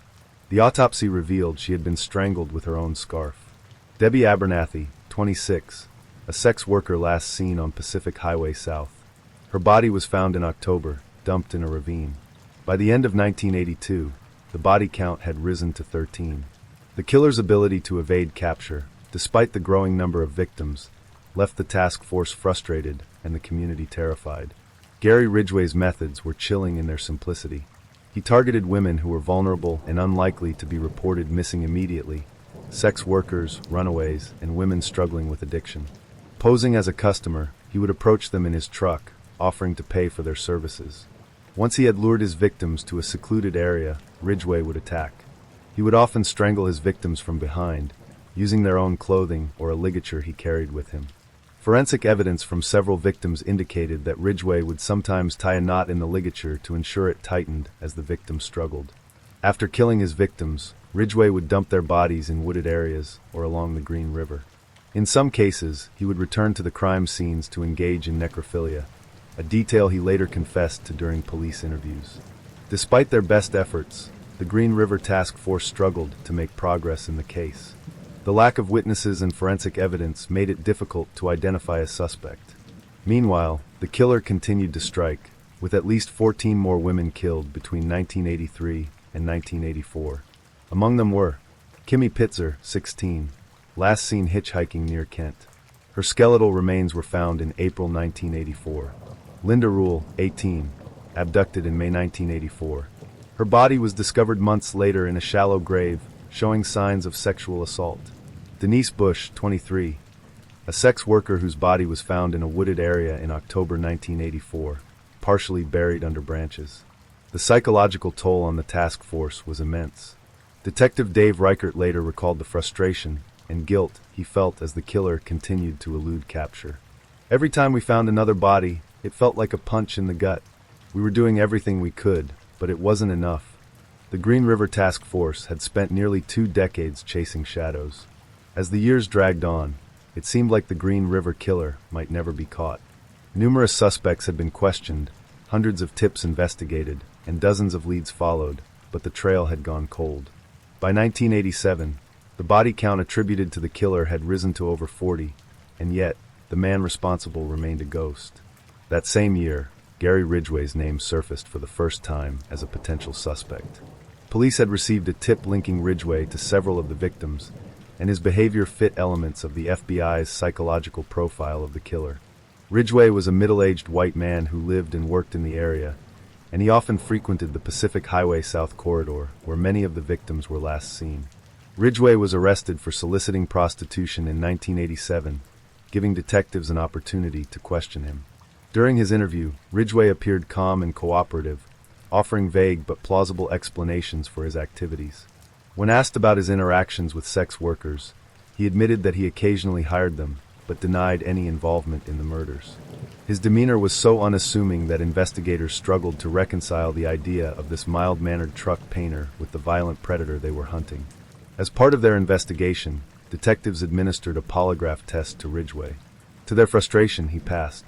At the time, polygraph technology was considered a valuable tool in criminal investigations, but it was far from foolproof. Ridgway's ability to remain calm under pressure allowed him to deceive his interrogators, and he was released due to lack of evidence. However, the task force wasn't ready to let him go entirely. Recognizing the importance of preserving any potential evidence for future use, detectives collected a saliva sample from Ridgway before his release. This decision would prove pivotal years later when advancements in forensic science changed the trajectory of the case. Still, in 1987, DNA technology was in its infancy, and the sample sat in storage, waiting for the day when it could be tested. Meanwhile, Ridgway continued to live his life, seemingly unaffected by the scrutiny he had briefly faced. As the years passed, the Green River Killer seemed to fade into the background. The murders slowed, and by the mid-1990s, the task force was disbanded due to budget constraints. For many, it felt like the case might never be solved. But in 2001, a breakthrough finally came. Advances in DNA testing, particularly the development of polymerase chain reaction, PCR, methods, allowed forensic scientists to analyze minute biological samples that had previously been unusable. The saliva sample taken from Ridgway in 1987 was re-examined, and it was matched to semen found on several of the Green River Killer's victims, including Marcia Chapman, Opal Mills, and Carol Christensen. The match was definitive. After nearly 2 decades of fear, frustration, and unanswered questions, the Green River Killer had been unmasked. On November 30, 2001, Gary Leon Ridgway was arrested outside the Kenworth truck factory, where he had worked for 30 years. For Detective Dave Reichert, who had spent much of his career chasing the killer, the arrest was a bittersweet moment. "We had him," Reichert later said, "but it took so long, and there were so many lives lost. I just kept thinking about the victims and their families. This was for them." Gary Ridgway initially denied any involvement in the murders. During his first interviews with police, he insisted that he was innocent and claimed he had been unfairly targeted due to his previous arrest for soliciting prostitution. But as detectives presented him with the DNA evidence, Ridgway's defenses began to crumble. Faced with the overwhelming proof of his guilt, Ridgway eventually broke down and confessed. Over the course of several days of interrogation, he admitted to killing 49 women. His confession was chilling in its detail and delivered with a disturbing lack of emotion. "I picked them because they were easy," Ridgway told investigators. "They trusted me. They were out there on the streets looking for money or help, and they thought I could give it to them. But I took their lives instead." Ridgway described how he would approach his victims along Pacific Highway South, offering them a ride or money for sex. Once he had lured them into his truck, he would drive to a secluded area and attack. In most cases, he would strangle his victims, either with his hands or with a ligature made from their own clothing. "I liked strangling because I could see it in their eyes," Ridgway said. "I could see them die. It gave me a sense of power." Ridgway also admitted to returning to some of his crime scenes to engage in necrophilia with the bodies of his victims. This detail horrified investigators, who struggled to comprehend the depravity of his actions. During his confession, Ridgway claimed that he had killed 71 women, though he could not remember all of their names. He provided detailed descriptions of the murders and led investigators to several undiscovered bodies, further corroborating his claims. For detectives, Ridgway's confession was both a triumph and a tragedy. While it provided answers to long-standing mysteries, it also underscored the sheer scale of his crimes and the devastating impact they had on countless lives. Gary Ridgway's trial began in 2003 and quickly became one of the most significant criminal cases in Washington state history. In exchange for avoiding the death penalty, Ridgway agreed to plead guilty to 48 counts of aggravated first-degree murder. The plea deal was controversial, with some arguing that Ridgway deserved to face execution for his crimes. However, prosecutors believed the deal was necessary to secure his cooperation in locating additional victims and providing closure for their families. The courtroom was packed with reporters, legal experts, and the families of the victims. As Ridgway entered his guilty pleas, the atmosphere was heavy with grief and rage. For many, it was the first time they had come face to face with the man who had stolen their loved ones. One by one, family members of the victims addressed Ridgway directly during the sentencing phase. Their statements were raw and emotional, filled with anger, sadness, and a desperate need for answers. "You took my daughter," one mother said, her voice trembling with emotion. "You took her life, her future, and her dreams. And you took part of my soul. I will never forgive you for what you've done." Another family member, the brother of one of the victims, expressed his rage. "You're a coward," he said. "You preyed on women who couldn't fight back. You're not a man, you're a monster." But not all of the statements were filled with anger.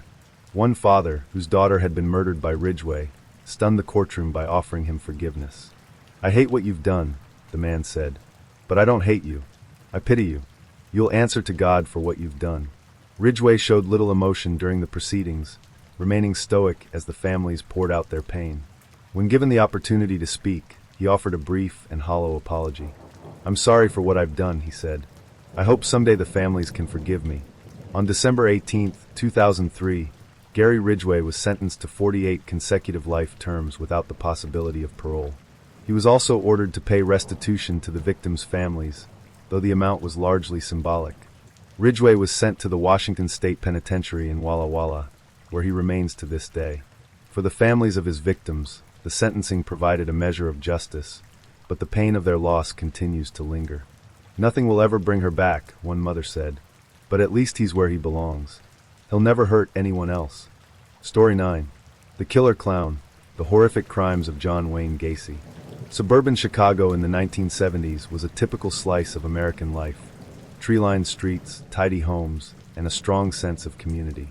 It was a place where neighbors exchanged pleasantries over white picket fences, where children rode their bikes freely, and where families gathered for backyard barbecues. But in Norwood Park Township, one man would shatter the illusion of safety and decency forever. John Wayne Gacy was the epitome of the American dream, or so it seemed. A successful businessman, active in local politics, and a jovial figure who dressed as a clown for children's parties, Gacy was a beloved and respected member of his community. Beneath this facade, however, lurked a predator whose crimes would shock the world. By the time of his arrest in December 1978, Gacy had murdered at least 33 young men and boys, most of whom he lured to his home with promises of work, friendship, or shelter. His methodical and sadistic killings, coupled with the discovery of countless bodies buried beneath his house, would earn him the nickname the Killer Clown. This is the story of John Wayne Gacy, a tale of manipulation, horror, and the dark truths that can hide behind a seemingly ordinary man. Through detailed accounts of the victims, police investigations, autopsy reports, and courtroom drama, this narrative seeks to uncover the full extent of Gacy's depravity and the relentless pursuit of justice that finally brought him to account. John Wayne Gacy was born on March 17, 1942, in Chicago, Illinois, to John Stanley Gacy and Marion Elaine Robinson. From an early age, Gacy's life was shaped by a toxic home environment. His father, an abusive alcoholic, frequently belittled and beat him, calling him stupid and worthless. Despite these hardships, Gacy maintained a close relationship with his mother and sisters, who offered him some respite from his father's cruelty. Gacy's childhood was also marked by health issues. He suffered from a congenital heart condition that limited his physical activities, often making him the target of bullying at school. These early experiences of rejection and humiliation would later feed into his need for control and dominance over others. As a young adult, Gacy sought to escape his troubled home life by immersing himself in work and community involvement. He married Marlon Myers in 1964 and moved to Waterloo, Iowa, where he managed 3 Kentucky Fried Chicken restaurants owned by his wife's father.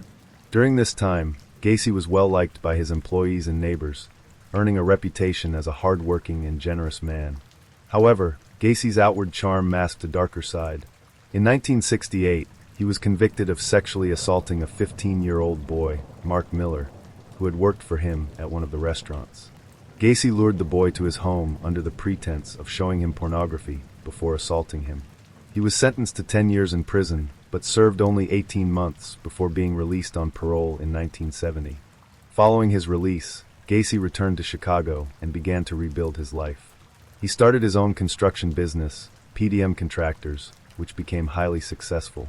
He also became heavily involved in local politics and community events, often dressing as Pogo the Clown to entertain children at parties and hospitals. To those who knew him, Gacy appeared to be a model citizen, a devoted father, a savvy businessman, and a pillar of the community. But behind closed doors, he was planning and executing one of the most horrifying killing sprees in American history. John Wayne Gacy's reign of terror began in 1972, shortly after he purchased a modest ranch-style home at 8213 West Somerdale Avenue in Norwood Park Township. The house, with its neatly manicured lawn and cheerful exterior, would become the site of unimaginable horror. Gacy's first known victim was Timothy McCoy, a 16-year-old boy from Michigan who had been traveling through Chicago. In January 1972, Gacy encountered McCoy at a bus station and offered him a place to stay for the night. McCoy accepted, unaware of the danger he was walking into. According to Gacy's later confession, the two had dinner and spent the evening together without incident. The following morning, Gacy claimed that he awoke to find McCoy in his bedroom holding a knife. Believing he was being attacked, Gacy wrestled the knife away from McCoy and stabbed him repeatedly in a fit of rage. Autopsy reports would later confirm that McCoy had been stabbed multiple times in the chest. His body showed signs of defensive wounds, indicating that he had tried to fend off his attacker. Gacy buried McCoy's body in the crawl space beneath his house, the first of many victims to be interred there. Reflecting on the murder years later, Gacy described it as a turning point in his life. "That was the first time I killed somebody," he said, "and it was like giving up a part of myself. After that, I didn't feel anything." Between 1972 and 1978, Gacy's killing spree escalated, claiming the lives of at least 33 young men and boys. His victims ranged in age from 14 to 21 and were often lured to his home with promises of work, alcohol, or companionship. Gacy's method of operation was chillingly methodical. Once inside his house, Gacy would gain his victims' trust by offering them food, drinks, or drugs.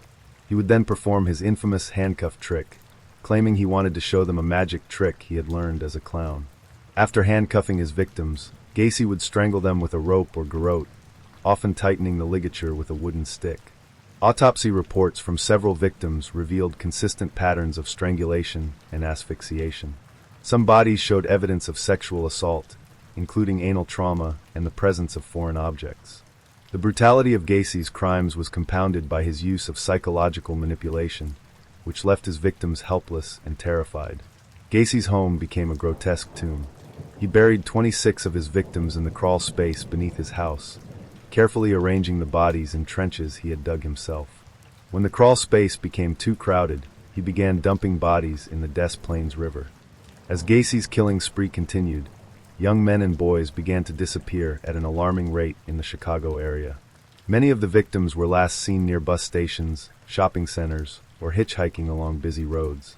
Some families reported their loved ones missing, but their concerns were often dismissed by authorities, who assumed the boys had run away. The transient nature of many of the victims, coupled with Gacy's ability to blend into his community, allowed him to evade suspicion for years. One of the most high-profile disappearances was that of 15-year-old Robert Piest, who vanished on December 11, 1978. Robert had been working at a local pharmacy when he mentioned to a co-worker that he was going to meet a contractor about a potential job. That contractor was John Wayne Gacy. When Robert failed to return home that evening, his family immediately reported him missing. Unlike previous cases, the police took Robert's disappearance seriously and began investigating Gacy. The disappearance of Robert Piest marked the beginning of the end for John Wayne Gacy. Detectives from the Des Plaines Police Department began to scrutinize Gacy's background, uncovering his prior conviction for sexual assault and his history of hiring young men to work for his construction business. On December 13, 1978, police obtained a search warrant for Gacy's home. During their search, they found several suspicious items, including a high school ring, driver's licenses belonging to other young men, and a receipt from the pharmacy where Robert Piest had worked. Although these items were not enough to arrest Gacy immediately, they raised significant red flags. Police began surveillance of Gacy, noting his erratic and increasingly desperate behavior. On December 21st, Gacy confessed to his attorney that he had killed at least 30 people and buried many of them beneath his house. His lawyer immediately contacted the authorities, leading to Gacy's arrest on December 22, 1978. On December 22, 1978, after John Wayne Gacy's arrest, investigators returned to his home armed with a second and more comprehensive search warrant. Their aim: to uncover evidence that would confirm Gacy's confession and locate the remains of his victims. What they found beneath 8213 West Somerdale Avenue would forever haunt even the most seasoned detectives. The crawl space beneath Gacy's house was a cramped, dirt-floored area barely large enough to stand in. Investigators immediately noticed a foul odor emanating from the space, an unmistakable stench of decomposition. As they began to dig, they uncovered the first set of human remains, a skeleton wrapped in plastic sheeting. The following days were a blur of excavation as law enforcement painstakingly unearthed body after body. The crawl space yielded 26 sets of remains, all buried in shallow graves. Gacy had meticulously arranged the bodies in trenches, stacking some on top of others to maximize space. He later admitted that he had carefully planned the layout to avoid digging into previously buried corpses. Each body was exhumed with care, and forensic pathologists were brought in to examine the remains. Many of the victims were so badly decomposed that identification proved to be a monumental challenge. Dental records and personal items found with the bodies, such as jewelry or clothing, became critical in piecing together their identities. Among the first victims to be identified was Gregory Godzik, a 17-year-old who had gone missing in December 1976. Gregory's family had reported his disappearance, but until now, they had held out hope that he might still be alive. When his remains were positively identified, his parents were devastated. "We just want to know why," his father said through tears. "Why would someone do this to him?" As the search continued, investigators discovered that the crawl space was not the only burial site. Gacy had also disposed of several bodies in other locations, including the Des Plaines River. One of these victims was Robert Piest, whose disappearance had set the investigation in motion. Chapter 7: The Autopsy Reports. The autopsies of Gacy's victims revealed the full extent of his brutality. Each body bore evidence of strangulation, often with a ligature made from rope or fabric. In many cases, the ligature had been tightened with a wooden rod or stick, creating a makeshift tourniquet that ensured the victim's death. Dr. Robert Stein, the Cook County medical examiner, led the team of forensic pathologists tasked with conducting the autopsies. Stein later described the process as one of the most harrowing experiences of his career. "These were boys," he said, "young men with their whole lives ahead of them, and they were treated like garbage." Many of the victims showed signs of sexual assault, including anal trauma and the presence of foreign objects. One particularly disturbing detail was the presence of cloth or other materials stuffed into the victims' mouths, a method Gacy used to silence them during their final moments. The victims' hands were often bound with rope or handcuffs, and some showed evidence of defensive wounds, indicating that they had struggled against their attacker. Despite these efforts, none had been able to escape Gacy's grip. The pathologists worked tirelessly to identify the victims, but the advanced state of decomposition in many cases made this a daunting task. Dental records and skeletal analysis became crucial tools in the identification process. For some families, this meant finally learning the fate of their missing loved ones. For others, the lack of identification left them in a state of agonizing uncertainty. One of the most heart-wrenching cases was that of John Scyc, a 19-year-old who had disappeared in January 1977.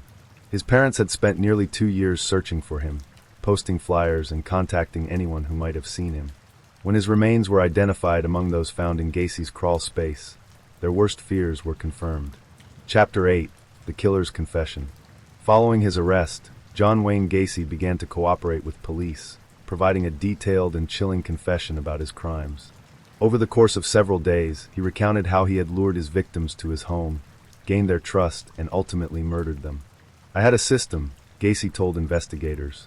"I'd tell them I had a job for them, or I'd offer them a drink. Once they were inside, I'd show them the handcuff trick. They never saw it coming." Gacy described his method of killing in cold, methodical detail. After restraining his victims with handcuffs, he would strangle them, often using a rope or a length of fabric. He admitted that he derived sexual pleasure from the act of killing, a revelation that horrified even the most seasoned detectives. "Once I started, I couldn't stop," Gacy said. "It became a compulsion. I felt like I was in control, like I was invincible." Gacy also admitted to burying most of his victims in the crawl space beneath his home. When the space became too crowded, he began dumping bodies in the Des Plaines River. He expressed no remorse for his actions, describing his victims as worthless and expendable. During his confession, Gacy provided investigators with the names of several victims, many of whom had been reported missing over the years. However, he was unable, or unwilling, to remember the names of others, referring to them only as the boy from the bus stop or the kid from the diner. For law enforcement, Gacy's confession was both a breakthrough and a nightmare. While it provided critical information about the scope of his crimes, it also revealed the depth of his depravity and the sheer number of lives he had destroyed. Chapter 9: The Courtroom Drama. John Wayne Gacy's trial began on February 6, 1980, in Cook County, Illinois. The case drew national and international attention, with reporters and spectators packing the courtroom to witness the proceedings. Gacy's defense team attempted to argue that he was insane at the time of the murders, claiming that he suffered from multiple personality disorder and could not be held accountable for his actions. They presented testimony from psychiatrists who described Gacy as a deeply disturbed individual, driven by uncontrollable impulses. Story 10. The Tragedy of Mary Bell, a Child Killer's Dark Legacy. In the annals of British criminal history, few cases are as perplexing and horrifying as that of Mary Bell. The story of an 11-year-old girl who committed 2 murders is one that defies easy explanation, leaving questions about the nature of childhood, innocence, and what drives someone so young to such acts of violence. In 1968, in the working-class neighborhood of Scotswood, Newcastle upon Tyne, Mary Bell shocked the nation when she took the lives of 2 young boys, Martin Brown, aged 4, and Brian Howe, aged 3. These were not impulsive or accidental killings, but deliberate acts of cruelty, carried out with chilling calmness by a child who, by all appearances, should have been playing games in the streets with her peers. Mary's story is one of tragic complexity. She was not only a killer, but also a victim of unimaginable abuse and neglect. Her actions were shaped by her environment, her upbringing, and a psyche that was warped by years of trauma. Yet the pain she inflicted on others, and the grief suffered by the families of her victims, cannot be diminished. This narrative delves into the shocking details of Mary Bell's crimes, exploring the lives of her victims, the investigation that led to her arrest, and the trial that gripped the nation. It also examines the psychological and societal factors that contributed to one of the most disturbing cases of child criminality in history. Mary Flora Bell was born on May 26, 1957, in Scotswood, Newcastle upon Tyne, a neighborhood characterized by poverty, unemployment, and a sense of despair that hung over its terraced houses and narrow streets. Even in an area where hardship was the norm, Mary's early life stood out for its bleakness and dysfunction.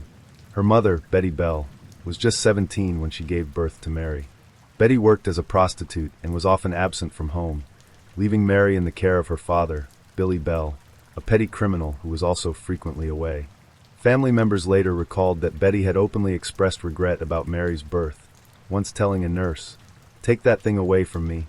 Mary's childhood was marked by neglect and abuse. Betty was known to have attempted to harm Mary on multiple occasions, including one incident where she allegedly tried to give her sleeping pills. Several neighbors and relatives later claimed that Betty had once thrown Mary out of a window, though this account was never confirmed. The abuse extended beyond physical harm. Betty reportedly forced Mary to engage in acts of prostitution, exposing her to sexual violence at an age when most children are still learning to read and write. The psychological scars left by this abuse would later become a central focus of Mary's trial and subsequent psychiatric evaluations. Despite her traumatic upbringing, Mary exhibited signs of intelligence and resourcefulness. Teachers at her school noted that she was a bright student, though her behavior was often disruptive. She was known to be aggressive toward other children, once choking a girl in the schoolyard until she turned blue. Mary also displayed a disturbing fascination with violence, frequently drawing pictures of people being killed or injured. Mary's early life was a toxic mix of neglect, abuse, and exposure to criminal behavior. She learned from an early age that the world was a dangerous and unforgiving place, and she responded by building a persona of toughness and defiance. But beneath this facade, she was a deeply damaged child, struggling to process the trauma she had endured. The morning of May 25, 1968, began like any other in Scotswood, with children playing in the streets and neighbors going about their daily routines. But by the end of the day, the community would be gripped by tragedy. 4-year-old Martin Brown, a cheerful and inquisitive boy, had been playing outside when he wandered into an abandoned house on St. Margaret's Road. The building, a derelict property slated for demolition, was a well-known haunt for local children who enjoyed exploring its dusty rooms and corridors. Later that afternoon, 3 boys discovered Martin's lifeless body in one of the upstairs rooms. He was lying on his back, his arms stretched out at his sides, and there were traces of blood and saliva around his mouth. The boys initially thought he was asleep, but when they failed to wake him, they ran to find help. Police and medical personnel arrived at the scene, but the initial examination of Martin's body yielded no clear answers. There were no visible signs of injury apart from some minor bruising around his neck, and the cause of death was uncertain. Investigators noted the presence of empty pill bottles near the body and speculated that Martin might have accidentally ingested the pills. The official cause of death was recorded as accidental, and the case was quickly closed. However, some officers remained uneasy about the circumstances, particularly the bruising on Martin's neck, which suggested the possibility of strangulation. In the days following Martin's death, Mary Bell's behavior began to raise suspicions. She and her friend, 13-year-old Norma Bell, no relation, were seen lingering near Martin's home, asking neighbors if they could see his body. Mary also visited Martin's aunt and brazenly told her, "I know something about Martin's death. He didn't have any pain. I throttled him." The comment was dismissed as a cruel joke, but it hinted at the darkness that lay beneath Mary's seemingly childish demeanor. 2 months after Martin Brown's death, Scottswood was rocked by another tragedy. On July 31st, 1968, 3-year-old Brian Howe disappeared while playing near his home on Liddell Terrace. His family, neighbors, and police launched a frantic search, scouring the area for hours.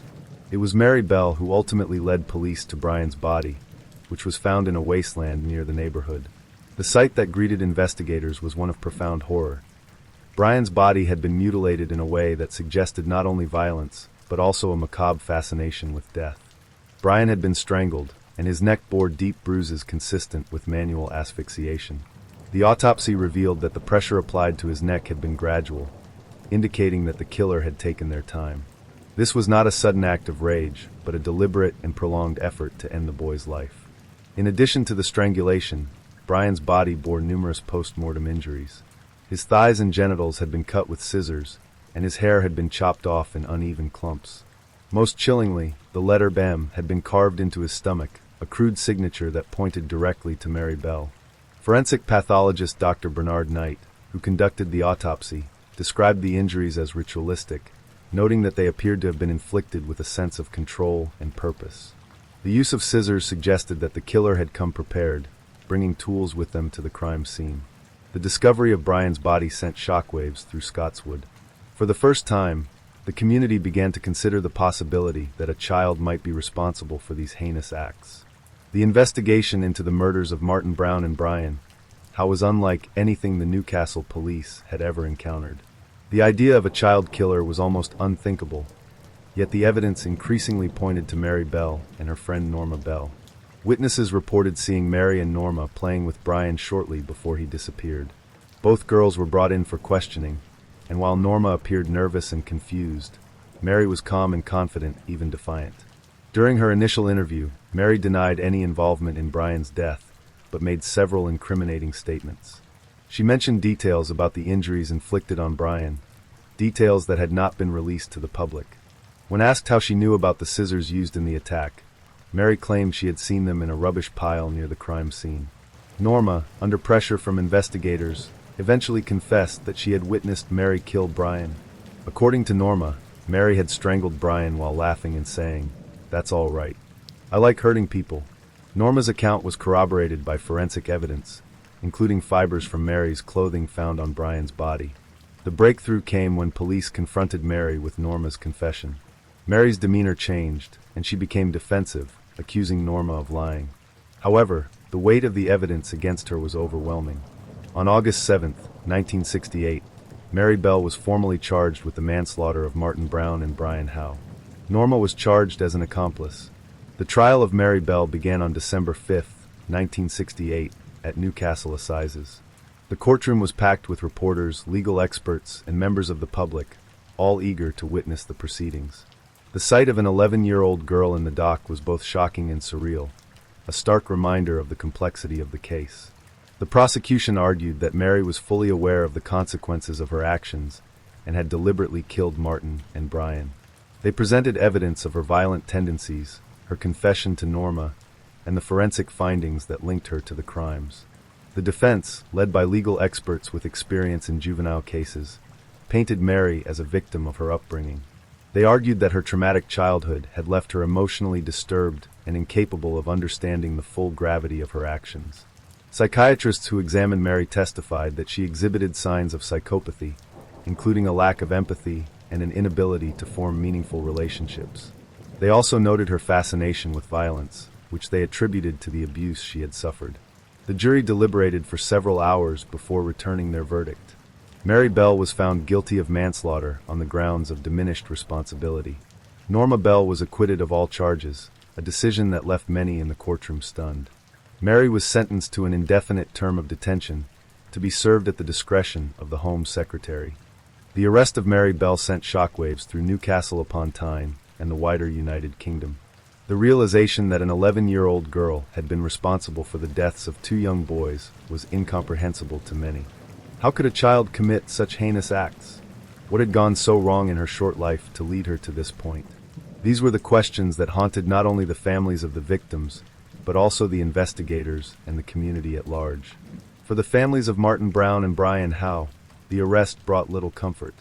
Their grief was compounded by the knowledge that their children had been killed by someone so young. Martin's mother, June Brown, struggled to come to terms with the loss of her son and the circumstances surrounding his death. He was just a little boy, she later said.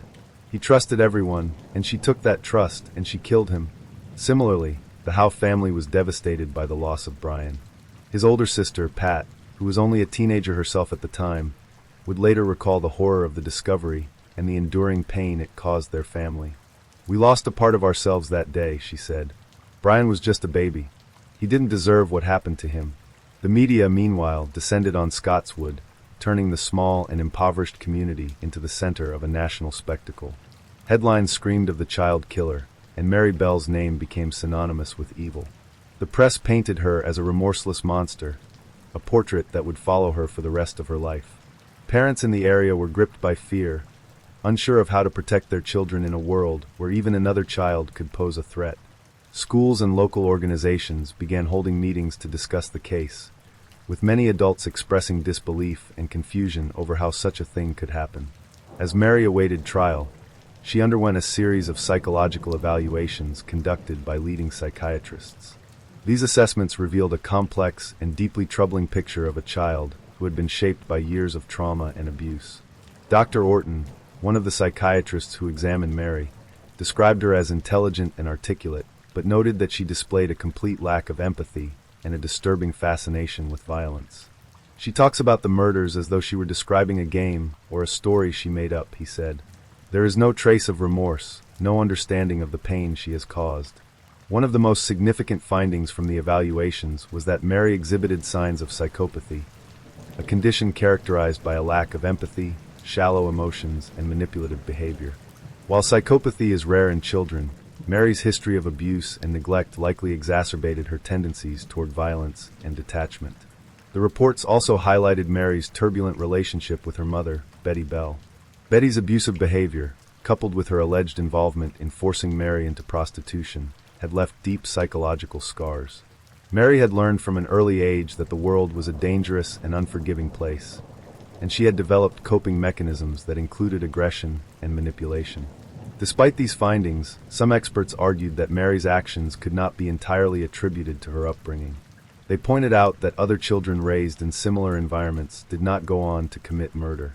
This debate over nature versus nurture would become a central theme in Mary's trial and in the public discourse surrounding her case. The trial of Mary Bell began on December 5, 1968, at Newcastle Assizes. It was a trial unlike any other, not only because of the defendant's age, but also because of the nature of her crimes. The courtroom was packed with journalists, legal experts, and members of the public, all eager to witness what was being described as one of the most shocking cases in British legal history. Mary was charged with 2 counts of manslaughter, while her co-accused, 13-year-old Norma Bell, faced the same charges as an accomplice. The prosecution, led by Rudolph Lyons QC, argued that Mary had deliberately and methodically killed Martin Brown and Brian Howe. They presented evidence of her violent tendencies, including her confession to Norma and the notes she had left at the nursery school. The prosecution also highlighted the forensic evidence linking Mary to the crimes. Fibers from her clothing had been found on Brian Howe's body, and the scissors used in the attack were traced back to her home. The carving of the letter M on Brian's stomach was presented as a chilling signature of her crime. The defense, led by Harvey Robson QC, focused on Mary's troubled upbringing and psychological state.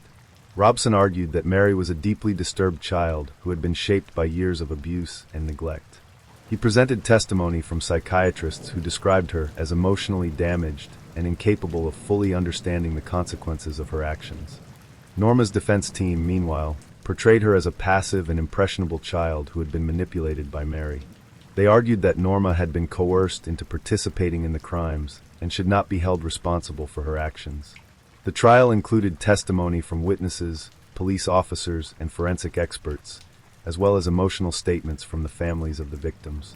One of the most powerful moments came when June Brown, Martin's mother, took the stand to describe the impact of her son's death. "He was my baby," she said, her voice trembling with emotion. "And she took him from me." After 9 days of testimony and deliberation, the jury returned its verdict. Mary Bell was found guilty of manslaughter on the grounds of diminished responsibility. Norma Bell was acquitted of all charges.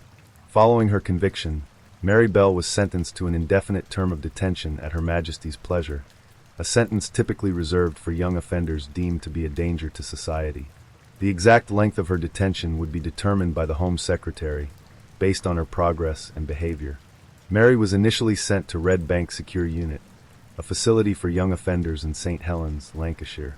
The unit was known for its strict discipline and intensive rehabilitation programs, and Mary was placed under close supervision.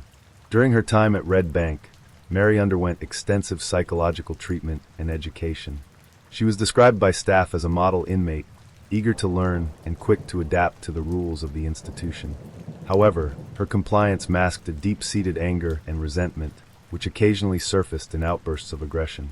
Over the years, Mary was transferred to several different facilities, including an open prison for young women.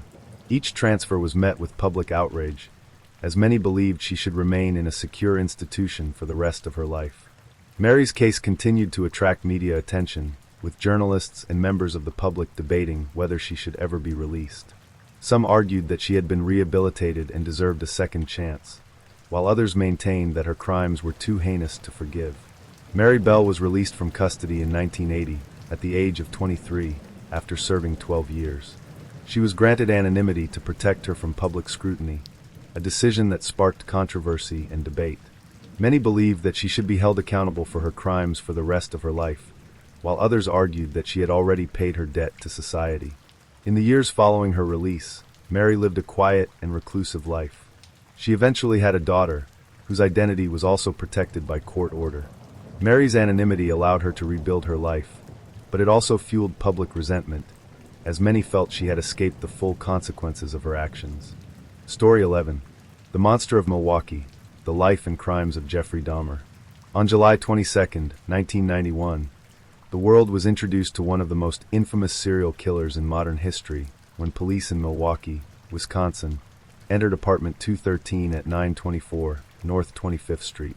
What they discovered inside was beyond comprehension. Severed heads in the refrigerator, human remains in the freezer, and photographs documenting the gruesome dismemberment of numerous victims. Jeffrey Dahmer, a seemingly quiet and unassuming man, was arrested that night, and his name would soon become synonymous with unspeakable horror. Over the course of 13 years, Dahmer murdered 17 young men and boys, committing acts of necrophilia, cannibalism, and dismemberment. His crimes shocked the world, not only for their brutality, but also for the chilling calmness with which he carried them out. This is the story of Jeffrey Dahmer, a tale of a deeply troubled man whose descent into depravity left a trail of devastation in its wake. Through detailed accounts of his victims, autopsy reports, police investigations, and courtroom proceedings, this narrative seeks to uncover the full extent of Dahmer's crimes and the profound impact they had on the lives he destroyed and the community he terrorized. Jeffrey Lionel Dahmer was born on May 21, 1960, in Milwaukee, Wisconsin, to Lionel and Joyce Dahmer. From the outside, the Dahmers appeared to be an average middle-class family, but behind closed doors, there were cracks that would contribute to Jeffrey's troubled upbringing. As a child, Jeffrey was described as quiet and shy, though he exhibited troubling behaviors from an early age. He developed an unusual fascination with dead animals, often collecting roadkill and dissecting the carcasses in the woods near his home. This morbid hobby alarmed some family members, but it was largely dismissed as a phase. Jeffrey's relationship with his parents was strained. His mother, Joyce, struggled with mental health issues and was prone to erratic and volatile behavior. His father, Lionel, was frequently absent, immersed in his work as a chemist. The constant tension and arguments in the Dahmer household left Jeffrey feeling isolated and neglected. By the time he reached high school, Jeffrey's behavior had become more erratic. He began drinking heavily, often bringing alcohol to school and consuming it during the day. While he maintained a small circle of friends, he was largely seen as an outcast. His grades suffered, and his interest in academics waned. Despite these warning signs, few could have predicted the dark path Jeffrey Dahmer would eventually take. His descent into violence and depravity would be shaped by a combination of factors, including his repressed homosexuality, his feelings of inadequacy, and his growing obsession with control and domination. Jeffrey Dahmer's killing spree began in the summer of 1978, shortly after his high school graduation. At the age of 18, he was left alone in his family's home in Bath Township, Ohio, while his parents finalized their divorce. It was during this time that he committed his first murder. On June 18, 1978, Dahmer picked up 19-year-old Stephen Hicks, who was hitchhiking to a rock concert in Chippewa Lake Park.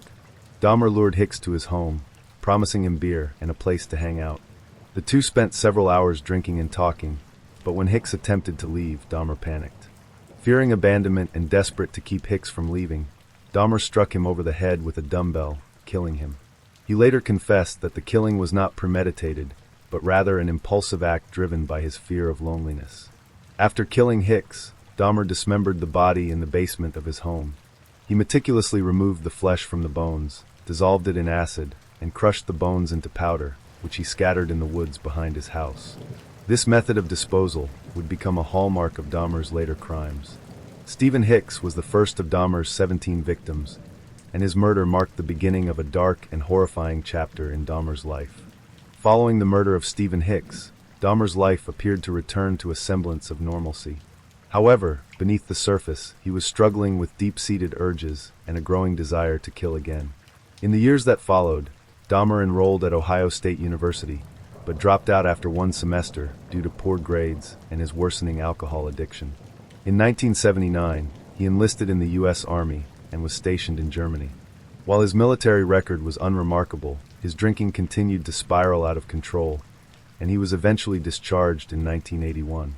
After leaving the Army, Dahmer returned to Ohio but was soon asked to leave his father's home due to his erratic behavior. He moved to Milwaukee in 1982, where he found work at a chocolate factory and lived in a series of apartments. It was during this time that his homicidal urges began to resurface. For nearly a decade after the murder of Stephen Hicks, Dahmer did not kill again. However, his fantasies of control and domination grew more intense, and he began frequenting gay bars and bathhouses, where he would drug and sexually assault men. These assaults were a precursor to the horrific crimes he would commit in the years to come. In November 1987, Jeffrey Dahmer committed his second murder, ending nearly 9 years of dormancy. His victim was 25-year-old Stephen Twomey, whom he met at a bar in Milwaukee. Dahmer lured Twomey to the Ambassador Hotel, where he claimed to have no intention of killing him. According to Dahmer's later confession, he blacked out after bringing Twomey to the hotel room and awoke to find him dead. Twomey's body bore signs of strangulation, though Dahmer claimed he had no memory of committing the act. The murder awakened something in Dahmer, and he quickly devised a method to dispose of the body. Dahmer transported Twomey's body to his grandmother's house, where he dismembered it in the basement. He removed the flesh from the bones, dissolved it in acid, and disposed of the remains in the trash. Twomey's skull was cleaned and kept as a macabre trophy, a practice that would become a disturbing pattern in Dahmer's later killings. With the murder of Stephen Twomey, Dahmer began a killing spree that would claim the lives of 15 more young men and boys over the next 4 years. Each murder was marked by increasing brutality and depravity, as Dahmer sought to fulfill his twisted fantasies of control, domination, and possession. Jeffrey Dahmer's victims were primarily young men and boys, many of whom were gay or marginalized individuals. He preyed on his victims in bars, bus stops, and other public places, luring them to his apartment with promises of money, alcohol, or companionship. James Dockstader, 14 years old, murdered in January 1988. Dahmer lured James to his grandmother's house with the promise of $50 in exchange for posing for photographs. He strangled James before dismembering his body. Anthony Sears, 24 years old, murdered in March 1989. Sears was Dahmer's first victim whose body parts he preserved for sexual gratification.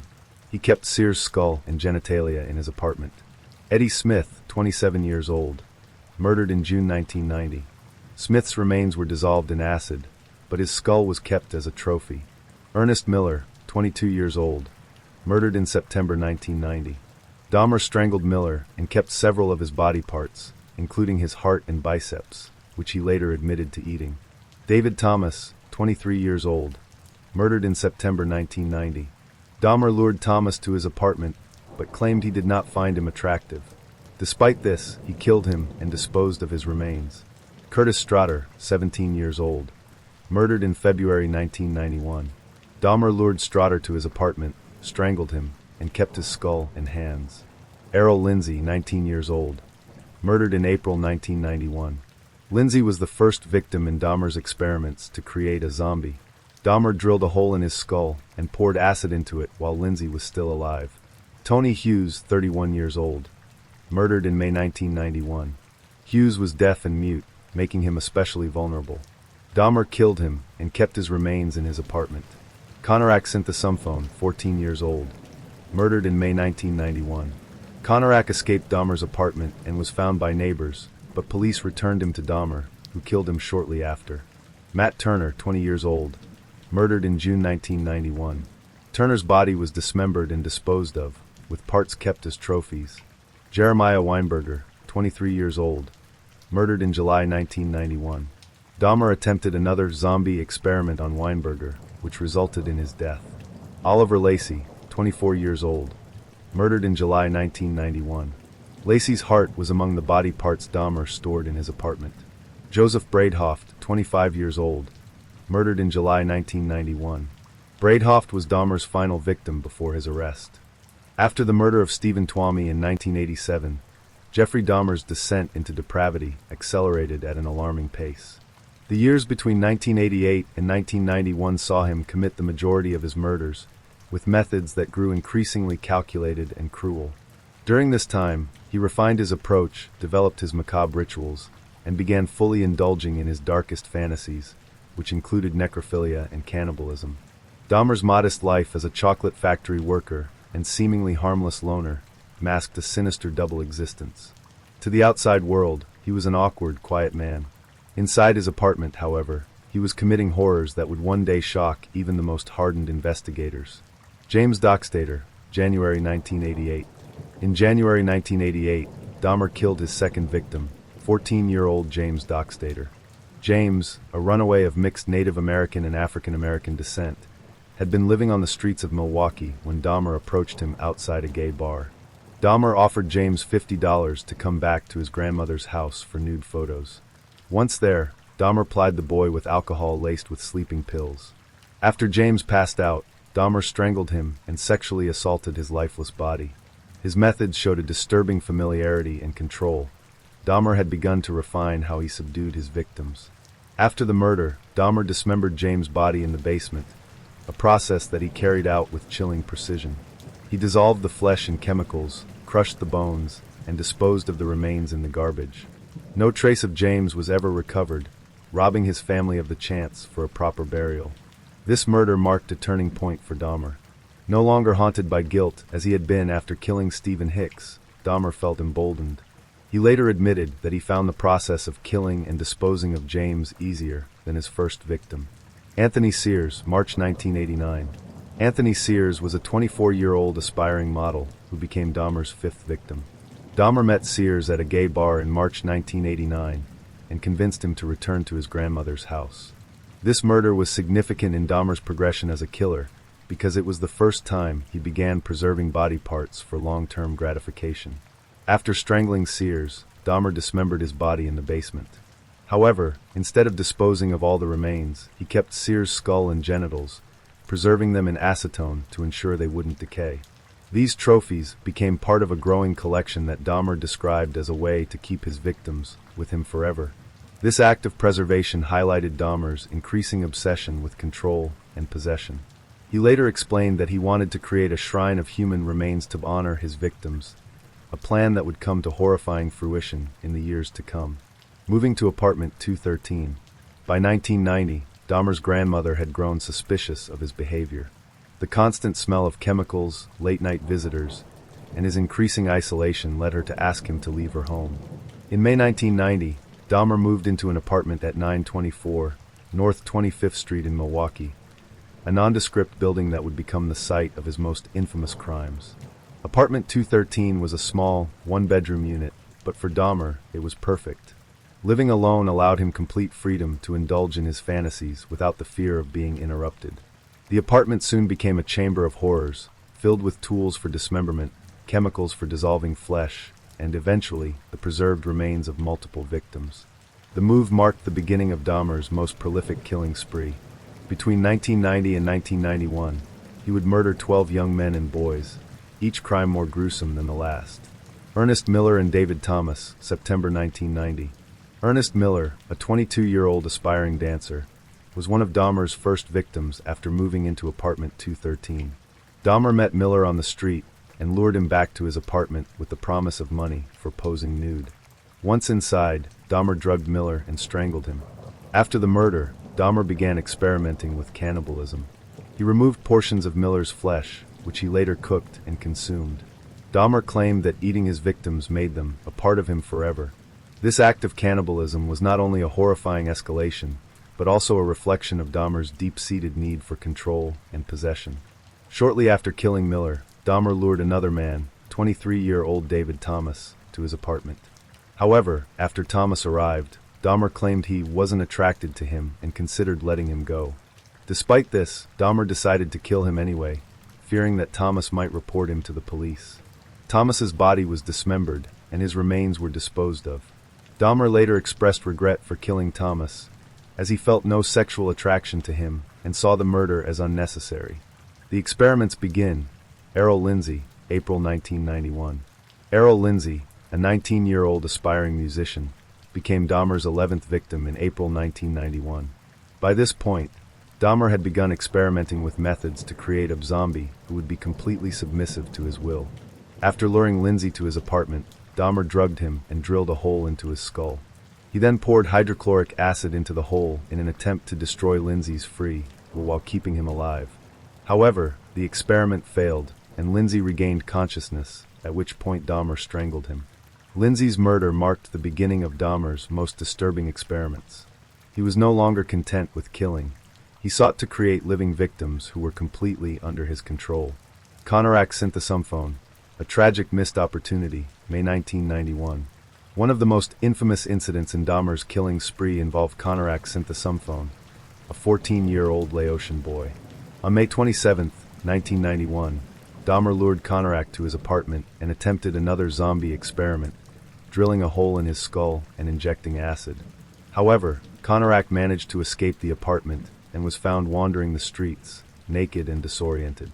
Neighbors called the police, reporting that a young boy appeared to be in danger.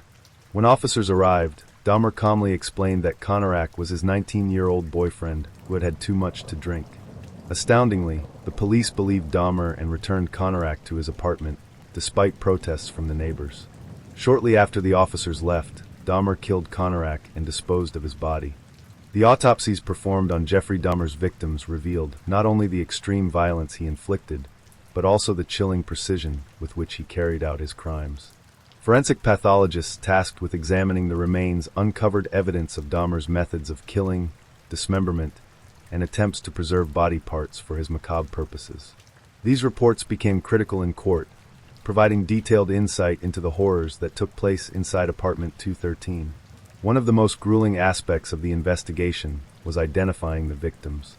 Dahmer's methods of disposing of bodies often left little for forensic scientists to work with. Many of the remains were dissolved in acid, a method Dahmer used to reduce flesh to a sludge-like consistency that could be flushed down the drain or thrown out with the trash. In cases where body parts were preserved, such as skulls, hearts, and other organs, pathologists were able to gather crucial evidence. Dental records played a key role in identifying victims whose remains were too decomposed or mutilated for visual identification. Forensic odontologists worked tirelessly to match dental impressions to missing persons, often providing families with the tragic confirmation of their loved ones' deaths. The state of the remains. The condition of the remains varied greatly. Some bodies were dismembered and stored in the freezer, while others had been subjected to Dahmer's gruesome experiments. For example, Konorak Synthesumphone, 14 years old, his body bore evidence of Dahmer's zombie experiments. A hole had been drilled into his skull, and traces of hydrochloric acid were found in the brain tissue. This autopsy became one of the most chilling pieces of evidence presented during the trial, as it demonstrated Dahmer's attempts to create a living, submissive victim. Ernest Miller, 22 years old, pathologists found evidence of cannibalism. Portions of Miller's flesh had been removed, cooked, and consumed. His heart and biceps were preserved in Dahmer's refrigerator. Oliver Lacey, 24 years old, his autopsy revealed similar mutilation. Lacey's body was dismembered, and his heart was found stored in Dahmer's freezer alongside other body parts. The autopsies also revealed Dahmer's use of strangulation as his preferred method of killing. Most victims bore bruising and damage to the neck area, indicating that they had been manually strangled. This method allowed Dahmer to maintain control over his victims while extending their suffering, a detail that further underscored his sadistic tendencies. One of the most disturbing aspects of the autopsies was the discovery of preserved body parts that Dahmer kept as trophies. Skulls, skeletons, and organs were meticulously cleaned and stored in his apartment. Investigators found 7 human skulls, some placed on shelves as if on display. A complete skeleton, carefully assembled and stored in a closet. Human hearts, livers, and other organs in the refrigerator and freezer. Dahmer later explained that these trophies allowed him to feel close to his victims, even after their deaths. He described his attempts to preserve their bodies as a way of keeping them with him forever. Cannibalism confirmed. Forensic analysis confirmed that Dahmer had engaged in acts of cannibalism. Tissue samples taken from cooking utensils and cookware in his apartment matched DNA from his victims. Dahmer admitted to consuming parts of several victims, including their hearts and biceps. He described the act as a way to absorb his victims and make them a permanent part of himself. The autopsy reports painted a grim picture of Jeffrey Dahmer's crimes, revealing the full extent of his brutality. These findings not only provided crucial evidence for the trial, but also underscored the unimaginable suffering endured by his victims. Jeffrey Dahmer's trial began on January 30th, 1992, in Milwaukee, Wisconsin. The case was one of the most highly publicized in American history, drawing international attention due to the gruesome nature of his crimes. The courtroom was packed with reporters, legal experts, and the grieving families of Dahmer's victims. The charges. Dahmer was charged with 17 counts of first-degree murder, though his defense team attempted to argue that he was not guilty by reason of insanity. The prosecution, led by Assistant District Attorney Michael McCann, sought to prove that Dahmer was fully aware of his actions and that his crimes were premeditated. The prosecution presented a mountain of evidence, including photographs Dahmer had taken of his victims during the dismemberment process. These images, which were shown to the jury, provided undeniable proof of his involvement. Testimony from law enforcement officers who discovered the remains in Dahmer's apartment. Their descriptions of the crime scene left the courtroom stunned. Forensic evidence, including DNA analysis of the remains and the tools used for dismemberment. Autopsy reports detailing the injuries inflicted on the victims, as well as the evidence of cannibalism and Dahmer's experiments. The prosecution argued that Dahmer was methodical and deliberate, targeting vulnerable individuals and planning his murders with precision. They emphasized his attempts to conceal his crimes, including the use of acid to dissolve bodies and the careful preservation of certain remains. Dahmer's defense team, led by attorney Gerald Boyle, did not dispute the facts of the case. Instead, they focused on Dahmer's mental state, arguing that he suffered from severe mental illness and could not control his actions. Boyle called on experts to testify that Dahmer exhibited symptoms of borderline personality disorder, necrophilia, and psychosis. They argued that his actions were driven by his inability to distinguish right from wrong and his overwhelming need to dominate and possess his victims. However, the prosecution countered with their own experts, who testified that Dahmer was fully aware of the illegality and immorality of his actions. They pointed to his efforts to evade detection and his detailed confessions as evidence that he knew what he was doing was wrong. The verdict. After 2 weeks of testimony and 1 day of deliberation, the jury rejected the insanity defense. On February 17, 1992, Jeffrey Dahmer was found guilty on 15 counts of first-degree murder. He He was sentenced to 15 consecutive life terms in prison, amounting to 957 years. The families of the victims delivered powerful impact statements during the sentencing phase, expressing their grief and anger. One of the most memorable moments came when Rita Isbell, the sister of Errol Lindsay, screamed at Dahmer in court, saying, "I hope you rot in hell." Dahmer remained stoic throughout the trial, occasionally expressing remorse but offering little comfort to the families of his victims. Jeffrey Dahmer was sent to the Columbia Correctional Institution in Portage, Wisconsin, where he was placed in protective custody due to the nature of his crimes. Despite this, he expressed a desire to accept responsibility for his actions and reportedly refused special treatment, saying he deserved to face the consequences of what he had done. Life in prison. Dahmer initially spent much of his time in isolation, but in 1994, he was allowed to interact with other inmates. He reportedly became a born-again Christian during his incarceration, engaging in Bible studies and expressing a desire for redemption. However, many question the sincerity of his conversion, given the magnitude of his crimes. On November 28, 1994, Dahmer was attacked and killed by fellow inmate Christopher Scarver while performing janitorial duties. Scarver, who was serving a life sentence for murder, later stated that he killed Dahmer because he was disgusted by his crimes and felt he had shown no genuine remorse. Dahmer's death marked the end of a life filled with horror and destruction. For the families of Dahmer's victims, his death was met with mixed emotions. Some felt relief that he could no longer harm anyone, while others lamented the fact that he never truly paid for his crimes. The pain of losing their loved ones remained, with many families continuing to struggle with grief and trauma.